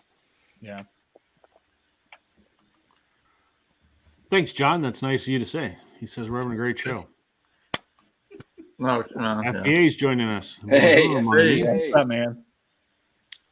All right, Alex. Well, this next one, I guess, comes with a short story, I guess. Again, just have like such a list over here. I want to show a couple different things, but I think Jason might be showing one of these later or not. It doesn't matter. But I'll show this one because I think this is a perfect song. It's a heartbreaking song. It is so perfectly done. And the personal story with it was I got a chance to see these guys on a bit of a reunion tour, in a sense. They had brought in a special singer because their singer had died. And they said, we're going to come back together and we're going to bring in this singer from a different sort of band that's well known. And the song itself, I distinctly remember because I saw the live show in Cleveland. This would have been, I remember having like 10th row seats. And this would have been 2006, 2005, 2006, something like that. And, the band or whatever was Queen with Paul Rodgers. And Paul Rodgers from Free. remember, and it was great. I loved it. But to me, the highlight and something that is still just embedded into my brain almost 20 years later was Brian May, who I love Brian. I think just one of the most fascinating, skilled, Amen. underrated musicians, but also just a fascinating person. I mean, the guy's got a PhD in astrophysics. It's Just he's like the chancellor of a school over there in like Brighton or wherever. It's just an insane story, and I think but also, amongst all that too, one of the things that when you think about Queen vocals, you think, yeah, Freddie, right? Like, and of course he deserves, so much of it. But damn, Roger could sing, and damn, Brian May could sing too. And he didn't sing it originally, but the highlight for me was Brian May walking out to the front of the catwalk and sitting down with an acoustic guitar and singing "Love of My Life." Yep. And I still, again, 20 years later, is just embedded into my mind. What a just perfect, beautiful, heartbreaking, just amazing song all the way around off this record. And man, it's cool. I'm sitting here and I'm getting chills thinking about it, because I was like, God, that was a long time ago, but he killed it. In fact, I remember him making a comment that I guess in those times they weren't members of the Rock and Roll Hall of Fame. Again, this was in Cleveland, and so Rock and Roll Hall of Fame's in Cleveland. And he said something along the lines of like, I dedicate this song to Freddie and to that Hall of Fame down the road, and referenced it before he sang it. And again, and I still think when they play live, he might still do sort of this rendition of where it's just out there with an acoustic guitar and just absolutely kills it. So, huge Queen fan, huge Brian May fan, and that song to me is just outstanding. I mean, they're a perfect song in so many ways. I'm sitting here, I feel so weird talking about how just memorable and emotional the song is while these stupid motherfucking things are bopping around. Hit it.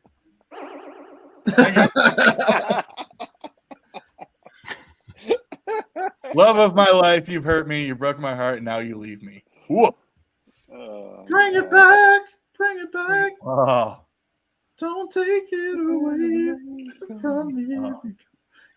I can't get that. Never mind. What? I promise everyone watching, we're never going to do a karaoke episode. I promise. Stay tuned for the After Dark with Alex. That's over on Alex's channel. All right. I'm going to go next. I'm going to do another love song. And I think this is also maybe a perfect love song off of an album called Something and Other Assorted Love Songs. And that, of course, is Layla. Yeah, I almost got that. Yeah. I mean, Nice. An incredible song that Clapton wrote about George Harrison's wife, Olivia, who would ultimately, Patty, I should say. Patty, he's Olivia now, pardon me. Patty Boyd, who was George Harrison, who's his best friend. It was his wife that he pined over and was in love with and eventually would marry and then subsequently divorce. But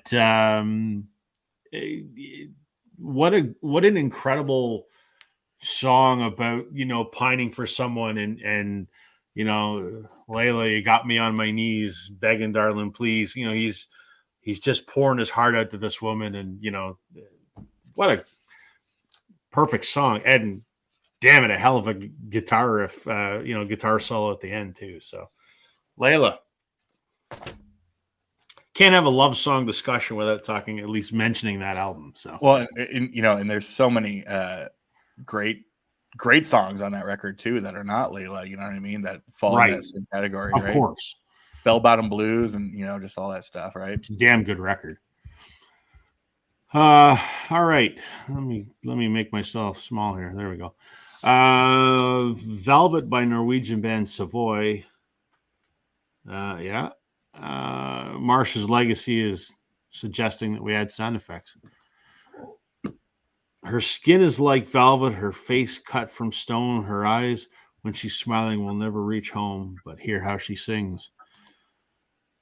Weirdest love triangle ever. Yeah, that is that you're in love with your best friend's wife, and then you ultimately marry her, and you still are best friends. That's gonna be Sam and me in about 10 years. You just need to find that magic lady. But I already got Sam, who's gonna figure that out. So There you go. Bell Bottom Blues is the one off that album that guts me. Yeah, it's an awesome song. Shake your head one more time, Alex. You kind of got that. You got that Bill Cosby shake. That he did. imagine. No, don't tell me I got the Cosby. No, that's not a good thing. That's a different sound effect altogether, Sam. But I. Wah, wah. No. Oh shit. Yeah, that's wild. Rob, I do wonder what kind of crazy sound effects I have with like the upgraded StreamYard. Thing. Yeah. Where'd you find that? Where's that located? I just downloaded it off a site and it's just sitting queued over here on my other monitor on my media player. So I just hit play. Yeah, so it's not part of StreamYard. It's just No. I'm not paying for the upgraded StreamYard. That's fine. But I should, That. for sound effects. Why not? I mean, for $25 a month, whatever. What is that? For $34 Canadian, you can get the boing noise too.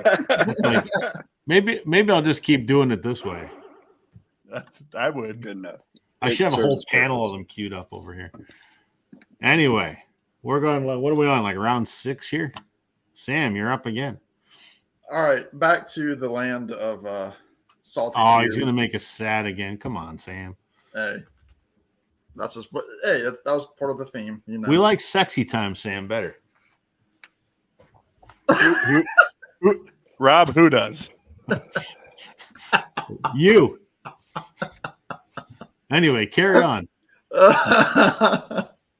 right, I'm gonna go with my man Ben Rector. Rector, holy nowhere. Yeah. Rector, damn near killed him. I need the rim shot sound effect for that.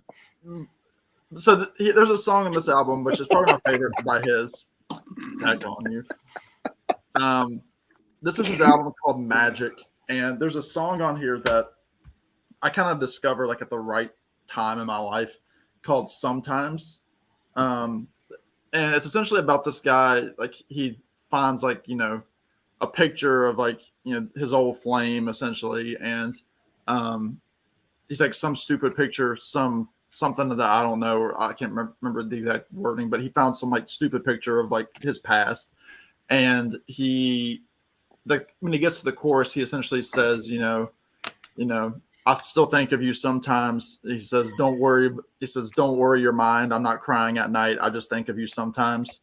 So essentially it's like, he's wondering what it could have been like. He says, sometimes I still wonder what it would have been like if you were with me. Don't worry your mind. I'm not crying at night. I just think of you sometimes. And it's one of those songs that just like hits me to the core so much. And like, I listen to it a lot, especially a couple of years back, back when I first discovered the song. It's just one of those songs that is just so true to anybody that's gone through a relationship that, it doesn't work out. And obviously like you're happy or you're not, like depending on what state of life you're in, but you always think back to like that first, love or whoever it might be and thinking like what might've happened. Even though like you're not crying, you're not sad about it, but like you just kind of think like you're sitting alone in your thoughts. I wonder what it would have been like if you were with me, but don't worry your mind. I'm not crying at night, but I still think of you sometimes. Just a gut wrenching tune, but it's got this like kind of like uplifting kind of melody to it that kind of overshadows a little bit of the melancholy. Picture too, Marcia. But no, just if anybody doesn't know Ben Rector, he's just one of those great piano-based songwriters. But that song is in particular, Sometimes, check it out. It's so relatable, at least it is to me. And I think it's just one of those like general themes that everybody can relate to that's ever been through a heartbreak. So Sometimes by Ben Rector is my fifth tune, sixth, whatever we're on, fourth. Good choice, Sam. Yeah, beautiful.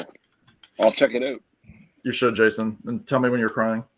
Yeah, you'll be the first to know. I usually am. Yeah, yes, you are. Those are song lyrics right there. Yeah. Just cover it in beer, Jason. Good Lord. What are we doing here tonight? I don't know. Valentine's Day, boys. Valentine's Day. There's nowhere else I'd rather be tonight than with you boys on a Valentine's night stream. I'm definitely going to go kiss my wife when we're done this. Thank her that I have one. Dear Lord. Please go ahead. No, Jason, you have the floor. I kind of want to hear the sound effect thing before I get going. Well, one more time. Okay, thank you. Now I'm ready to go. 1967. 1967 is the year. Okay, let's see here. I'll start by reading.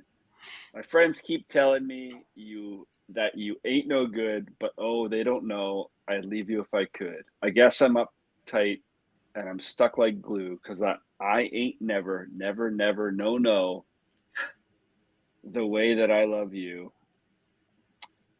Some time ago, I thought you had a run out of fools, but oh, I was so wrong. You got what? Anyway, whatever. I think you need to sing it for us. Is what needs to happen. I know. That's why I stopped. I'm like, this is just. It needs to be sung.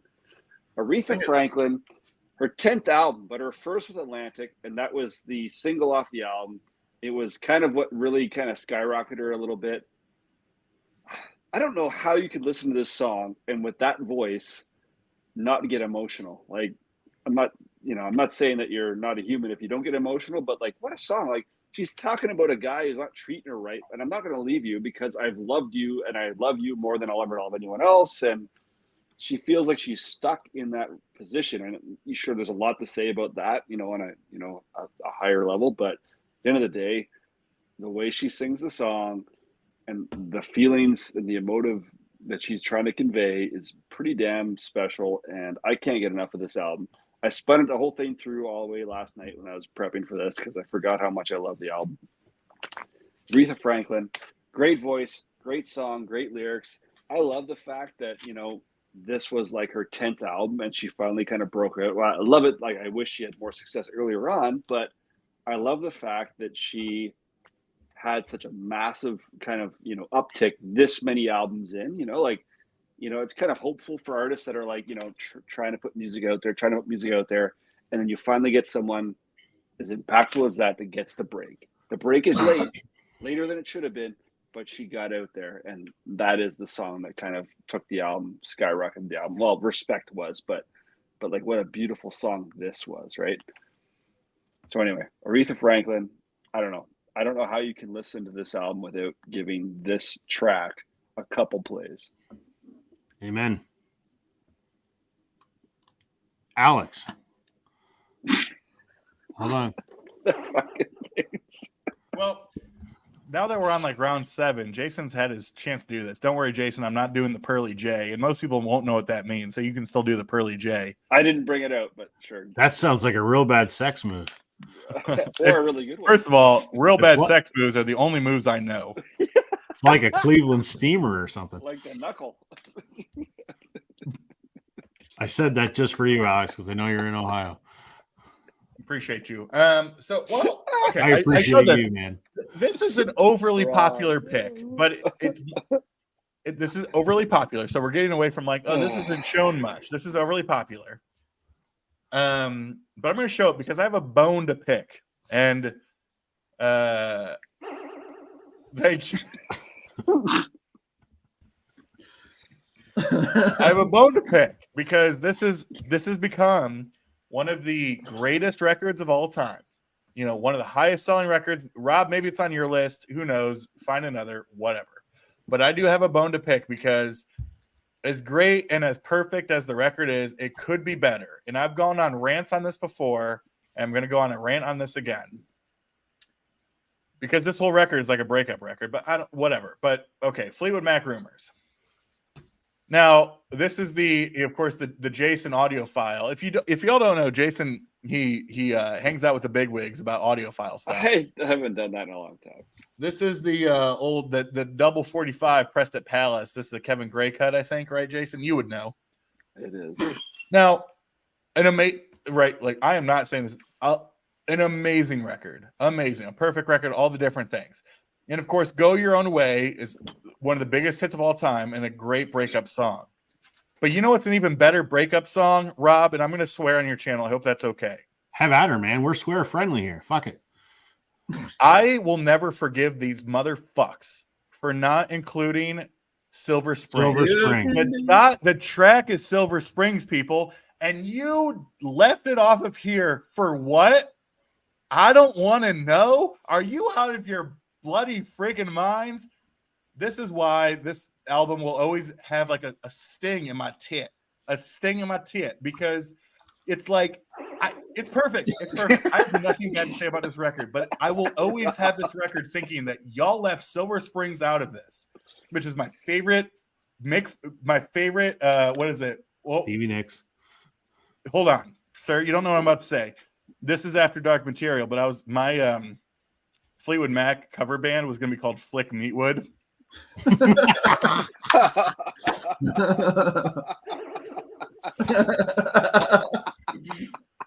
My favorite Flick Meatwood track of all time is Silver Springs, and everyone's, I'm like scrolling through the stuff, and you can't even scroll through social media anymore without seeing the live version of that song of Stevie and Lindsay just screaming at each other, and you feel it, right? And I'm like, okay, but here's the other thing. The story is that you replaced it with I Don't Want to Know. Now, here's the thing. With this record, you want to replace that with Secondhand News? Great song. You want to replace that with Never Going Back Again? Amazing song. With Don't Stop, with Go Your Own Way, The Chain, You Make Lovin' Fun, Gold Dust Woman. There are a million other songs, but to replace Silver Springs with I Don't Want to Know, I hate it. I've never seen Alex so angry. I love that song though. I do too. Of course, yeah, Sam, because you like bullshit. I don't want to. But do you know Silver Spring, Sam? The sound that haunts you. Maybe you'll get another free cheeseburger with a voice like that.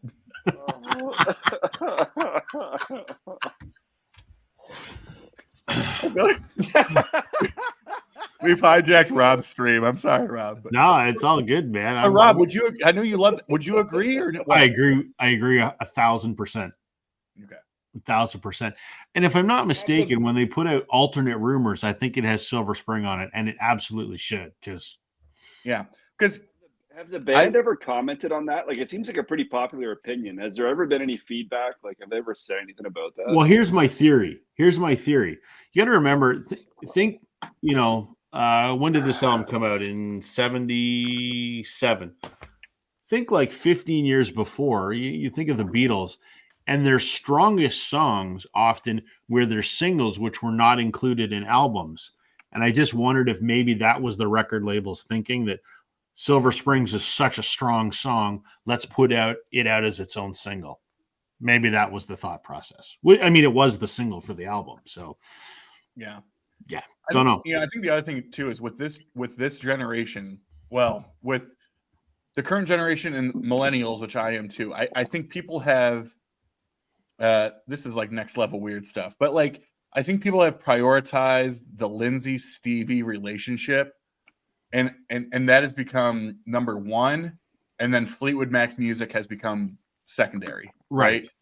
And so I think there has been such a strong resurgence of people who just love everything about their breakup songs and all that kind of stuff, and that everything else comes second. So well, I mean, you can understand that, right? Because you think of some of those breakup songs, you're basically writing, and I'm going to swear too, sorry if this offends anyone, you're essentially writing a fuck you song to your ex who's standing 15 feet away on stage, and she's got to sing it every friggin' night. I mean, wow. Oh my God, yeah. So I get why people eat that up, right? Yeah. I don't know how they have the gumption to like live with that. I'm too thin-skinned. If you wrote that song, I'm standing right next to you. Well, Jason, I'll tell you right now, Jason, the money helps. You're right. Yeah. A good point. Fair point. Yeah. Yep. All right. I'm going to go now, and I'm going to show myself on the big screen. First of all, I know we probably need one of these to get going. I love it, Rob. Keep those coming. I'm going to show a breakup song, and it was a breakup song for me, as luck would have it. But I think it's a fantastic breakup song. So back in my early 20s, Early 20s? Yeah. Early 20s. I dated this dancer for a while. Yes, that kind of dancer. And I was in a really big Aerosmith phase at the time. Mm. And we parted ways for various reasons. It was kind of a mutual thing. But I decided that at that point in time, I would play the song What It Takes a lot. What a great It's a great song. Yeah. So, I mean, to quote a few of the lyrics, it says, "So, baby, what's the story? Did you find another man? Is it easy to sleep in the bed that we made? When you don't look back, I guess the feelings start to fade away." Skip down a little bit. It says, "Tell me what it takes to let you go. Tell me how the pain's supposed to go. Tell me how it is that you can sleep in the night without thinking you lost everything that was good in your life at the toss of the dice." Woo. And it's a great rock song too. So, to that dancer that I dated in my early 20s, Can you give us a name? nope, Cinnamon? nope. He's in love with a cinnamon girl. With a cinnamon girl. So there you go. That's a good breakup song. So let's see if we got anything in the comments here that the Walnut Gallery has been quiet for a little while here. Either they're not interested or we're Well, just it's not Valentine's enthralled. Day, and they have better things to do. Yeah, they probably We have said, a "Screw very, this! I'm very gonna." small peanut gallery tonight. Yeah, Valentine's Slick Day. Meatwood said it all because Silver Springs was a longer song.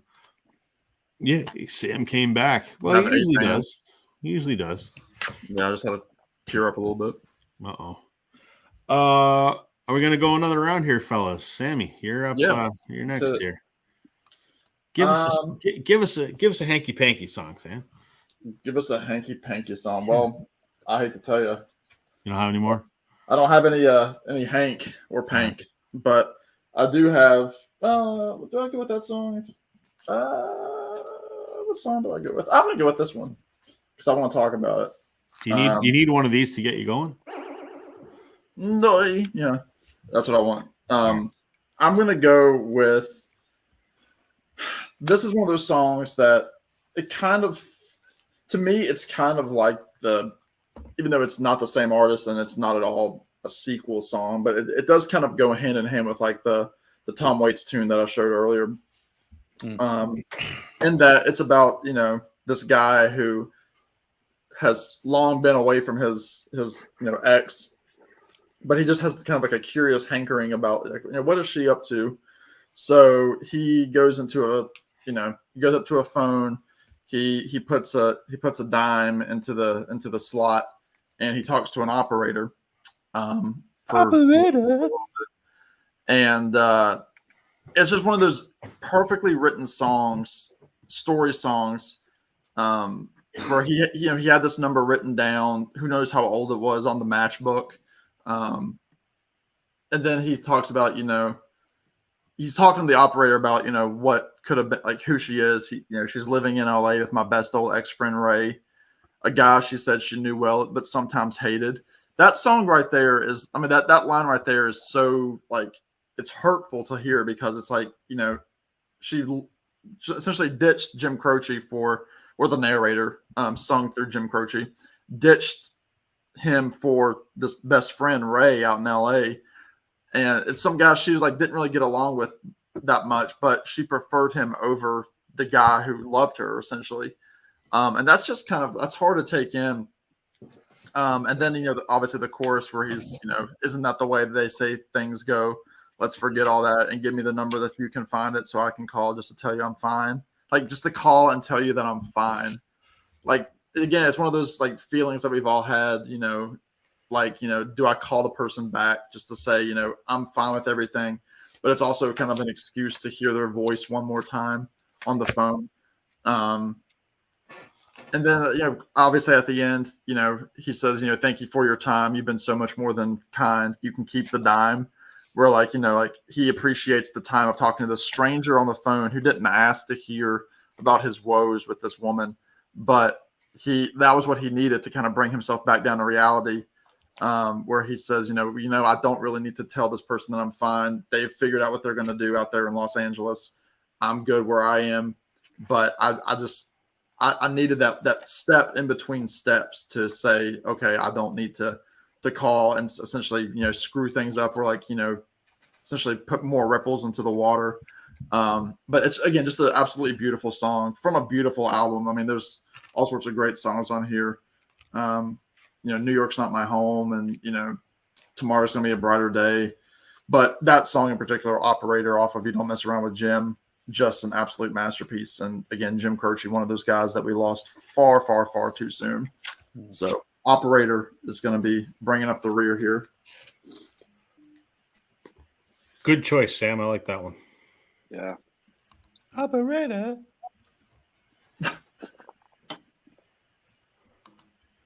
Okay. Yeah, I think about a love that I thought would save me. Yeah. Whew. Oh, man. Jason, what do you got? Okay, here we go. Sing along if you want. This is another. I want to hear choice. you sing. I'm all yeah, about let's the hear it, obvious Jason. choices. Grab your guitar, start singing. Yeah. All right, I don't know where to start here. Yeah. Okay, hold on. There's so many great lines in this song. But Jesus. ultimately, it comes down to. It's the first line gives it away. Please, Mrs. Avery, I've got to talk to her. Have you not been impacted by that song? So who wrote that song? Anyone know? Shel Silverstein or Silverstein, I don't know the way it goes, but whose name I know as a kid looking at library books in my library. Shel Silverstein was a writer of comedic stuff, but he also did legit song lyrics for guys like Dr. Hook and other things like that. He wrote this song for these guys, right? Yep. So Shel Silverstein writes that song. This is from their debut album, 1972. They're self-titled, which later became kind of known as the Sylvia's Mother album based on that song. But what a friggin' sad bastard song that is, right? The guy is pleading with this girl's mother. I just need to talk to her. I just need to say something. He's just trying to profess his love and gain her back. And the mother's like, no thanks. And he's and it kind of ties into Sam's song about the whole operator thing. He's just, I need, a few more minutes. I just need a few more minutes to get my message across, and no one is there to receive it, or no one's willing to receive it. There you go. Thanks, Chris. That's right. Yeah. Sylvia's mother said Sylvia's packing. She's going to be leaving today. She's marrying a fella down Galveston way, Galveston, Texas. And it's unbelievable. Why don't you leave her alone? The operator said 40 cents more for the next 3 minutes. The guy is just struggling to stay above water. He's treading water, and he's just trying to win this woman back. And not only is the operator saying something, but the mother's the gatekeeper, won't let him talk to the girl. It's heartbreaking, and it's beautifully heartbreaking and well done. And there's a great YouTube video of the band singing that song. And I'm not sure if it's the official video or for whatever, obviously this is from 72, right? So was there, but it was the first introduction I had to these guys as a whole and to the song. And my God, there's some weird looking dudes in that group. And Jason, the guy with the eye patch and all that. Can I interrupt you, Jason? Go for it. What record are you showing? Dr. Hook, self-titled debut. Okay, great. Yep. Okay, perfect. What the hell is that? Look, I know I'm an ignorant son of a bitch. I didn't know it though. I like that eye patch. Yes, I know. No, it was you held it up and you're like this record. And I'm like, I don't know that. I do not know that record. Sorry. Yes, Sylvia's Mother, fantastic song. When I found out it was Shel Silverstein, I'm like, damn, am I missing something here? Is this a joke song? Because all I ever knew was he was kind of more satire and comedy and things, and I didn't know he had written, like Chris said, he wrote a lot of songs. And anyway, listen to that song if you'd like to cry. And the guy is just professing his love, trying to get his message across. Great sad bastard song. There you go. That's one I don't know. Oh man, come on, play it, Sam. Play for me. Alex, what do you got?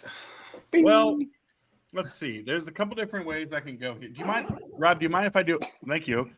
Do you mind if I do a quick double shot? Thank you. And only a double shot because I think I could put them in the same sort of era, category, etc. I know this will mean something to Sam a little bit, but one of my favorite sort of genres out there is power pop, but specifically the early to mid 70s sort of power pop stuff. So we're going to go with a UK band and we're going to go with an American band. This is sort of a little bit fresh for those out there watching. Steve over at All the World's a Stage just posted a video earlier this afternoon of him and I ranking and having a discussion about one of our favorite bands called Badfinger. And this is their album, No Dice, with the 45. Now, I'm not a 45 guy, but as I know that at least Rob and Sam can probably appreciate, it's really hard not to just want to show that label. Mm-hmm. I mean, that Apple label is something else all the Beautiful. time. Beautiful. But the song I'm going to talk about is the song Without You, which later became hugely like a gigantic hit a year later, I think, for Nilsson. And then even, 30 some years later, a huge hit for Mariah Carey, of all people.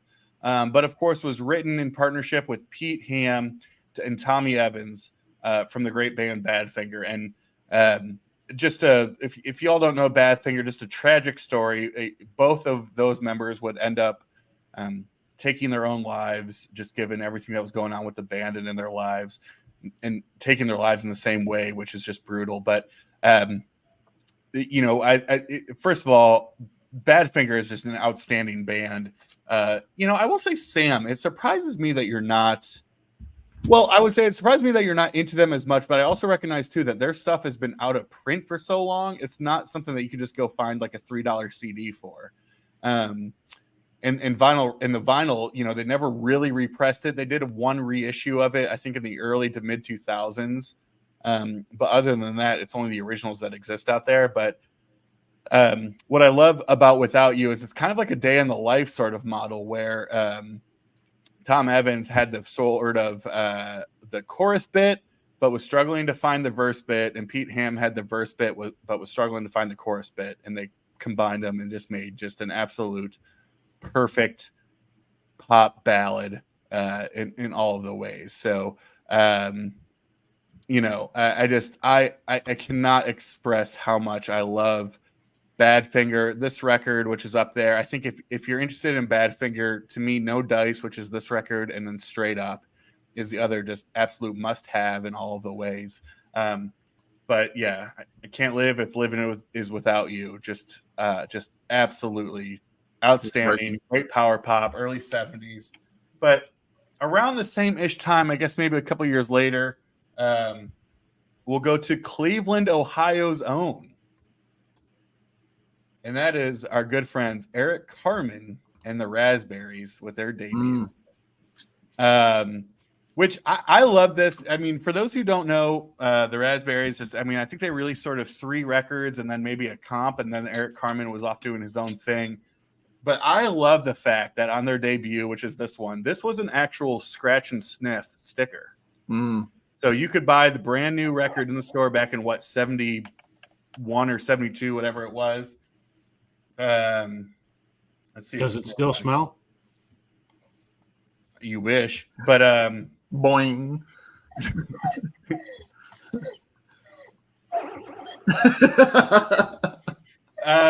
But just early mid 70s sort of nonsense.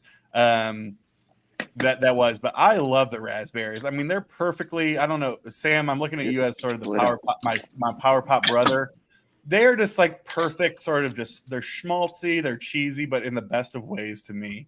And I love those first 3 records. That was this one, Raspberry self-titled. They did Fresh, and then they did 3 sides, and then I think they did a comp. And then again, Eric Carmen was off doing his own thing. But the song I am talking about on here, which I of course have forgotten about already, is Don't Want to Say Goodbye. Now, Go All the Way was the big hit for them. Absolutely perfect, amazing pop song. Can't imagine what that's about. Although we could use it for Valentine's Day. Go All the Way. Rob, there's your hanky-panky from me. But to me, the great breakup song is Don't Want to Say Goodbye, an amazing power pop ballad from, the great city, the mistake on the lake of Cleveland, Ohio, with the Raspberries. Don't Want to Say Goodbye. Beautiful song, beautiful record, beautiful band, beautiful stream. Beautiful stream. I know Matt Street is a big Raspberries fan. I mean, he's positioned himself as like the VC power pop guy, right? Oh yeah. I mean, he loves all this, like the early Cheap Trick. He loves Raspberries. He loves, like, he just did a video today on like the wonders from That Thing You Do. So like he loves that kind of stuff. Before I take my turn, welcome Brandon. We got Brandon. VC celebrity in the house tonight. Thanks One for of the joining us, man. original VC guys. I love There it. you go. All right, I'm going to show one, and I'm going to go with a song that I think is one of the most kind of beautiful songs. It's a love song, but it's kind of a sad song about loss and longing. And from this awesome album by Dawes called Nothing Is Wrong. I know that album because of you. This is the 10th anniversary edition that just came out a couple years ago, but this came out in 2010, 2011. And there's a song in here called $1 Million Bill, which is beautiful. I'll quote a couple lyrics here. It's about a guy that's lost a girl and he's still in love with her. And he says, when it hits me that she's gone, I think I'll run for president and get my face put on the $1 million bill. So when these rich men that she wants show her ways they can take care of her, I'll have found a way to be there with her still. Wow. Or there's another verse that says, when it hits me that she's gone, I think I'll be an astronaut and make the moon my home and leave the earth behind. So when she steps out into the night, she'll be facing me every time she shines. Oh, what a song. Taylor Goldsmith is one hell of a songwriter. And that may be one of the best songs he's ever written. I absolutely love it. Do you mind, Rob? Do you mind if I interject really quick? Please.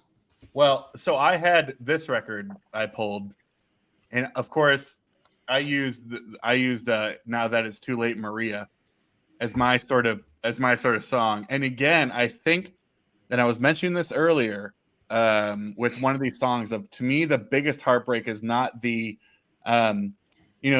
F you, like, you suck, like, I'm so glad, or like, you cheated on me, you dirty hoe. None of that stuff. To me, it's like the damn, like, the reality is I don't know why I'm giving relationship advice. I'm the worst to do this. But to me, it's one of the things I think is important about how people communicate and interact is the reality is that sometimes both people are really good people and they just move on and it doesn't work, and that's okay. But because of that, it makes it worse. And because you want to find your Jason, shut up. I'm sitting here making a damn statement and you're giggling over there like it's hard out, man. I love it. Because the reality is that it's easy and it's a coping mechanism to say they suck, like they hurt me, they suck, all that kind of stuff. And so when they're actually good people and it just doesn't work out, it makes it harder.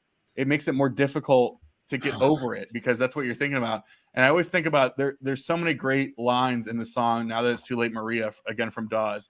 But it's always the one that's with me here because, again, the whole story is about, like, we were together, we had a great time, some shit went down, and now our lives have sort of moved on.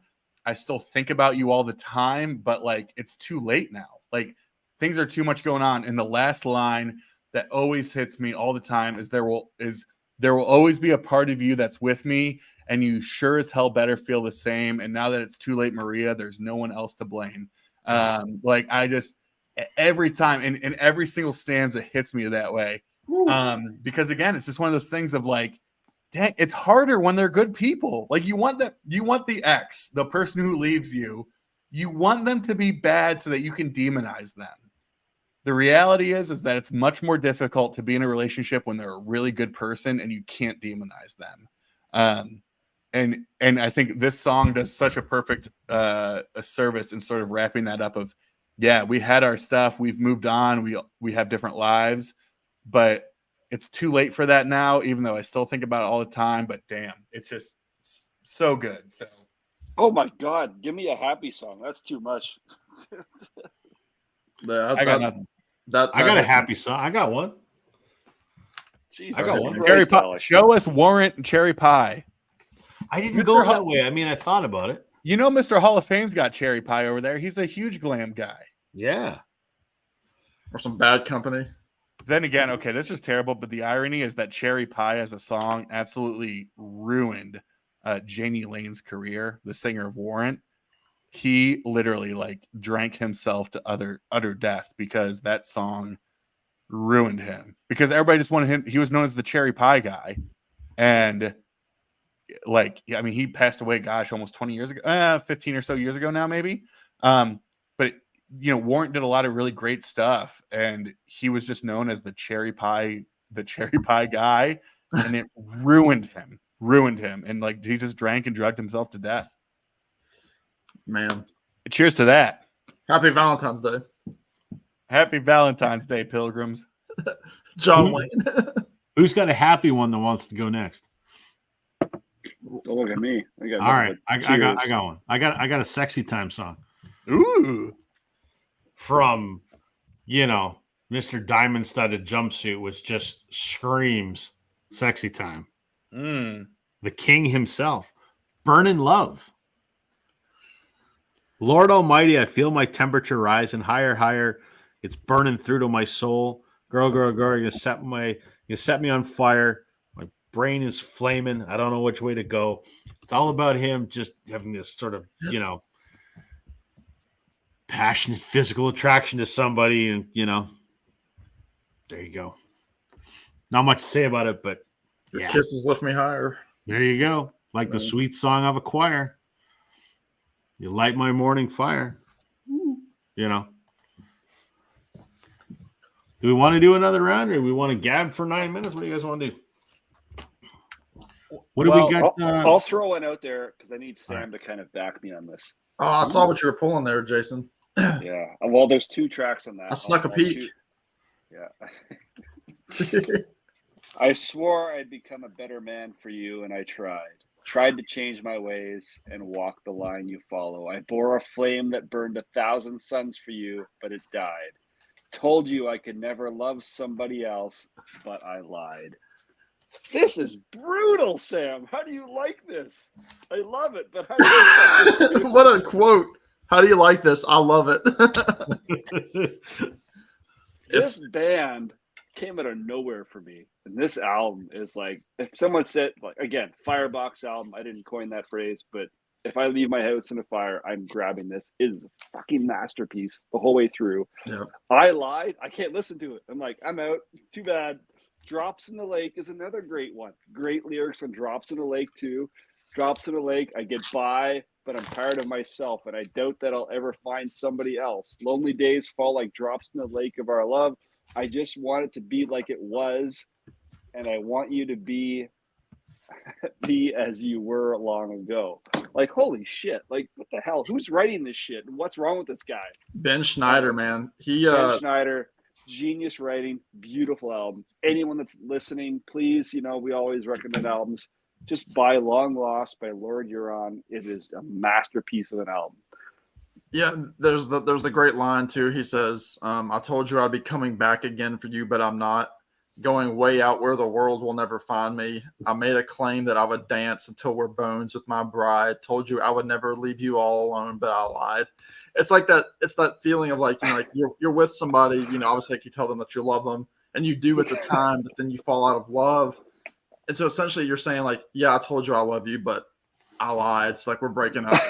It's just, it's to see that song, like Lord Huron, I haven't seen live, and I have 2 copies of that album on vinyl and then the CD as well because I love it that much.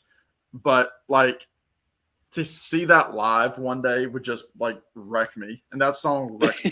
That was my favorite album of 2021. It made my list. I had a video on it. But that song, man.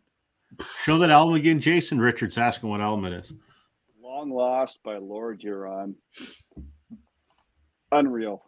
Just such a wicked album. Beautiful album too. Beautiful album art. Beautiful pressing, all that stuff. Like just an outstanding purchase. 100%. Go for it.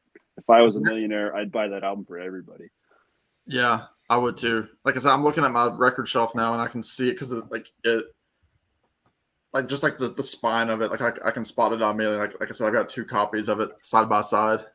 And it's so good. Damn it. Yeah. So anyway, way to bring us down, Jason. Wait to end on a low note. Come on, Alex, you're the comic relief. You got anything? Well, man? since Rob the Hanky-Panky galore up there didn't mention it, I guess I will. You know, here's the thing. Rob, put it down. I'll cue you in a second, sire. I'm scolded on my own stream. What the hell? One of my favorite bits is like, you know, there's a lot of people who look like all of us who are like, you know, this pop music today, they just got bad lyrics and there's no creativity. And I say stuff like, yeah, what happened to the good old days where we had things like love is like a bomb. Now come on, get it on. You know, that's, you know, crazy little woman in a one-man show, you know, what you got the peaches, I got the cream. Sweet to taste, saccharine. There's nothing like it. I will never miss an opportunity. Show it, Rob. I will never miss an opportunity to talk about this record. And here's what I love more than anything. I probably said it before too, because I know I've shown this record a number of times. Pour Some Sugar on Me, which arguably you could make the argument, I mean, blew them up. I mean, you could say that if Pour Some Sugar on Me did not exist, Def Leppard is not the band we know. Now, granted, all their other singles in this record specifically sold incredibly well, but they were worried about this upon release. I've said before, they needed to sell 5 million in the US. They needed to go quintuple platinum in the US alone to break even from their label just on production costs. And it was slow moving up until Pour Some Sugar on Me hit. Not only did Pour Some Sugar on Me hit, but specifically in the clubs in Florida. And then all of a sudden, this record was going gold overnight, and then obviously would end up selling. I mean, this is up there in like Back in Black type numbers in terms of sales. And granted, that's not all due to Pour Some Sugar on Me, but it's due to more. But the point is, do I ever need to hear Pour Some Sugar on Me again? And do I ultimately think it's a silly song? Absolutely. The thing is, though, and this is important, is that when you have a hit single that allows you to be as big as what they were, you are able to do other things. And so this is something that people don't talk about, I think, enough when we're talking about music, right? We talk about those old bands that sold out, quote unquote, when they had the pop song. The reality is when you give a record label a pop song that everybody and their brother loves, they will give you more leverage to do what you really want because they know that that song is going to make them money. And the reality is that, yeah, Pour Some Sugar on Me was the last song added to this. The record was done. It was going into the final mastering stages. I think the record at the time was about 57 minutes long, which is already insanely long for a single record in 1987. And then at the last minute, Joe Elliott was singing the song, and they said, let's add it. And this record comes out to 63 minutes on a single LP, which is absurd. Which is why these original pressings don't sound great, right? I mean, that's so much music to throw on both sides. And so it is what it is. Never need to hear it again, but also it's one of those things that you know, there are those songs that make a career and make people blow up because it's that song that made people go back and say, oh, I can fuck with Animal, or I could fuck with Rocket, or I could listen to, you know, whatever else, Love Bites, or you know what? I'm going to go back 4 years and listen to Rock of Ages and Foolin' and Photograph and all that type of stuff. And so I say all that of, yeah, the song might be annoying and they might have sold out, quote unquote, in that moment. But what it allows is the door to open for people to go back and explore. And the other reality, I don't know if anybody's here joining because it's like 4 a.m. their time. But Pyromania, as much as it sold, I think it sold something like 12 to 15 million copies here in the US, didn't sell anything in Europe, especially in their hometown or in their home country in the UK. And this allowed them to go back. This was the first time they had a hit in the UK. And then people went back and said, actually, Pyromania is a good record. So I'll never miss that opportunity. Thank you for giving me the stage there. Pour Some Sugar on Me. I think the direct quote from Joe Elliott was, yeah, it's a song about pure sex. There it is. What is a radar phone? I've never understood that lyric. No, that's because you haven't tried hard enough. Yeah, Right? radar. Oh. I know what a Cleveland what is a steamer video? is. What's a video vamp? The radio tramp. There you go. I will say I do know what a crazy little woman in a one-man show is. Well, yes. All right. That is the Come back, Jason. that is our programming for this evening, everybody. We'll go around the horn. Oh, hold on. Oh, wait. I'm missing the key. You ready? 3, 2, 1. There you go. We'll go around the horn, and you guys want to let everyone know if you got something coming. If you just, that sounds terrible. What you got in the works, what you just did, what, talk about something. Sam, you're up first. What? Well, at some point, Rob, we have to film a podcast. We do, because I promised Chance before the end of the week, and it's Wednesday. I don't know what you're looking like. Maybe we'll chat offline, and we'll set a date and get it done. Potentially Friday. We'll see. Okay, that could work for me. Because I don't have a life. There's some sort of podcast coming with Rob. Stay tuned for that.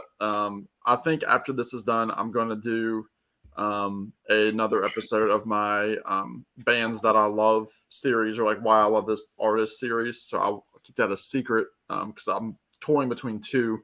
Either one I can talk about for hours. So I'll probably be filming one of those. That'll be posting tonight or tomorrow. And at some point, I know Glenn Kellaway and I on Tuesday, I think this coming week, we're going to be doing his live stream that he just did an episode with Alex, talking about a specific artist. We're going to be talking about Dylan. We have a few prompts that we're going to kind of go off of that we've kind of butted heads about. So I'm going to be with Glenn Kellaway, I think, this Tuesday coming up. So stay tuned for that. And that's it for now, I think. Alex, you're uploading a video as we speak. Well, yeah, here's the irony. This is why I am unsuccessful at most things I do in life, is that here I am thinking I'm super cool, going to upload a great video for Valentine's Day. And I have less than 2 hours left in Valentine's Day, and the video is not done uploading. So if you are someone like, similar to how Sam celebrates Christmas until like June, you could be also somebody who celebrates Valentine's Day until April. And you can look forward to my video that should be posting probably at this point sometime overnight. I did 33 heartbreaking records for Valentine's Day. So if you're wondering why all I'm showing are breakup songs, breakup records, all those different things, that's because I pulled 33 records and showed it's like a birthday month, right? It's like, we'll do Valentine's week. So, but I think it's going to be evergreen, right? Like, who doesn't want to hear about 33? I think it's a pretty open topic. Here are 33 heartbreaking breakup, sad songs about love. Trying to post it on Valentine's Day. I had a ton of fun with it because I cranked through 33 albums in about 15 minutes, along with all my stupid jokes. So that might be posting sometime soon. And that's about it from me. And the After Dark. Jason, what about you, brother? The After Dark. Sorry, and actually, that's a great point here. I have it scheduled for 1 minute and 18 seconds after right now. Come over to my channel immediately following this for the Basement After Dark Valentine's, Galentine's, Palentine's Singles Awareness Day special, where we'll be having some fun on the Basement After Dark. Shall I keep the sound effect handy? Yes. And also have that boring going on the side there too. That doesn't make sense. God. That doesn't matter. None of this matters, Jason. Jason, are you going to make a video sometime this month? It could happen. It could happen. And then Glenn said he did want to collaborate on some level with a blues related video, just like he's done with Alex and Sam. So I'm hoping that comes out. Son of a bitch hasn't asked me to collaborate on anything. God damn. We'll see what happens. And even Alex threw a lure out there, and maybe he would want to talk to me in a video. I don't know if he likes me anymore, but five maybe favorites. that will come up. 5 favorites related, but my own video. Yeah, we'll see what happens. I'm due for a recent finds. I have a stack of albums I can show, so I can probably just throw one of those out there. But in the vein of my last video, I think there's another artist I want to start to kind of put the spotlight on, so I might do that. But that would be like much later in the month, like later in April. I don't know. Hopefully next week I have more time in my life. Yeah. All right. As for myself, I did a video on Sunday that was my meetup with Glenn Calloway. We finally met in person after knowing each other virtually for 2 years. We went to a record store. Neither of us filmed in the store because we feel like idiots doing that. So neither of us did. Yeah. But we had a great time, and then we had some lunch, and it was just a generally fun day. So I was thrilled with that. And then I'm working on the video that will be out this Sunday, if I get all the editing done, is I've done a room tour, because the last one I did was 2 years ago when I first joined the VC. And no one watches the older videos if you look at the analytics. So I figured it was time to do a new one because a few things have changed. And presumably I'm a little bit better at making videos than I was 2 years ago. Wow. But that's not setting the bar very high. I mean, I still kind of suck at doing this, but we'll do a new room tour, so that will hopefully be up on Sunday. And then Sam and I are going to do a podcast episode. So, are we? yeah, if we can find some time. So, Cool. That's everything, everybody. Happy Valentine's Day. Thank you for spending it with us rather than your significant others. Yeah. Yeah, Sorry about your luck. You had us. So that's everything. Please subscribe to Jason Arsenault, Sam St. John, Alex at Beer and Vinyl, and me, Rob at Northern Revolutions. Thank you, everybody. We will see you next Wednesday, same time, same place, and go join Alex on the after show on his channel. Thanks, everybody. Have a good night. Fun times. Bring the lingerie, baby girl.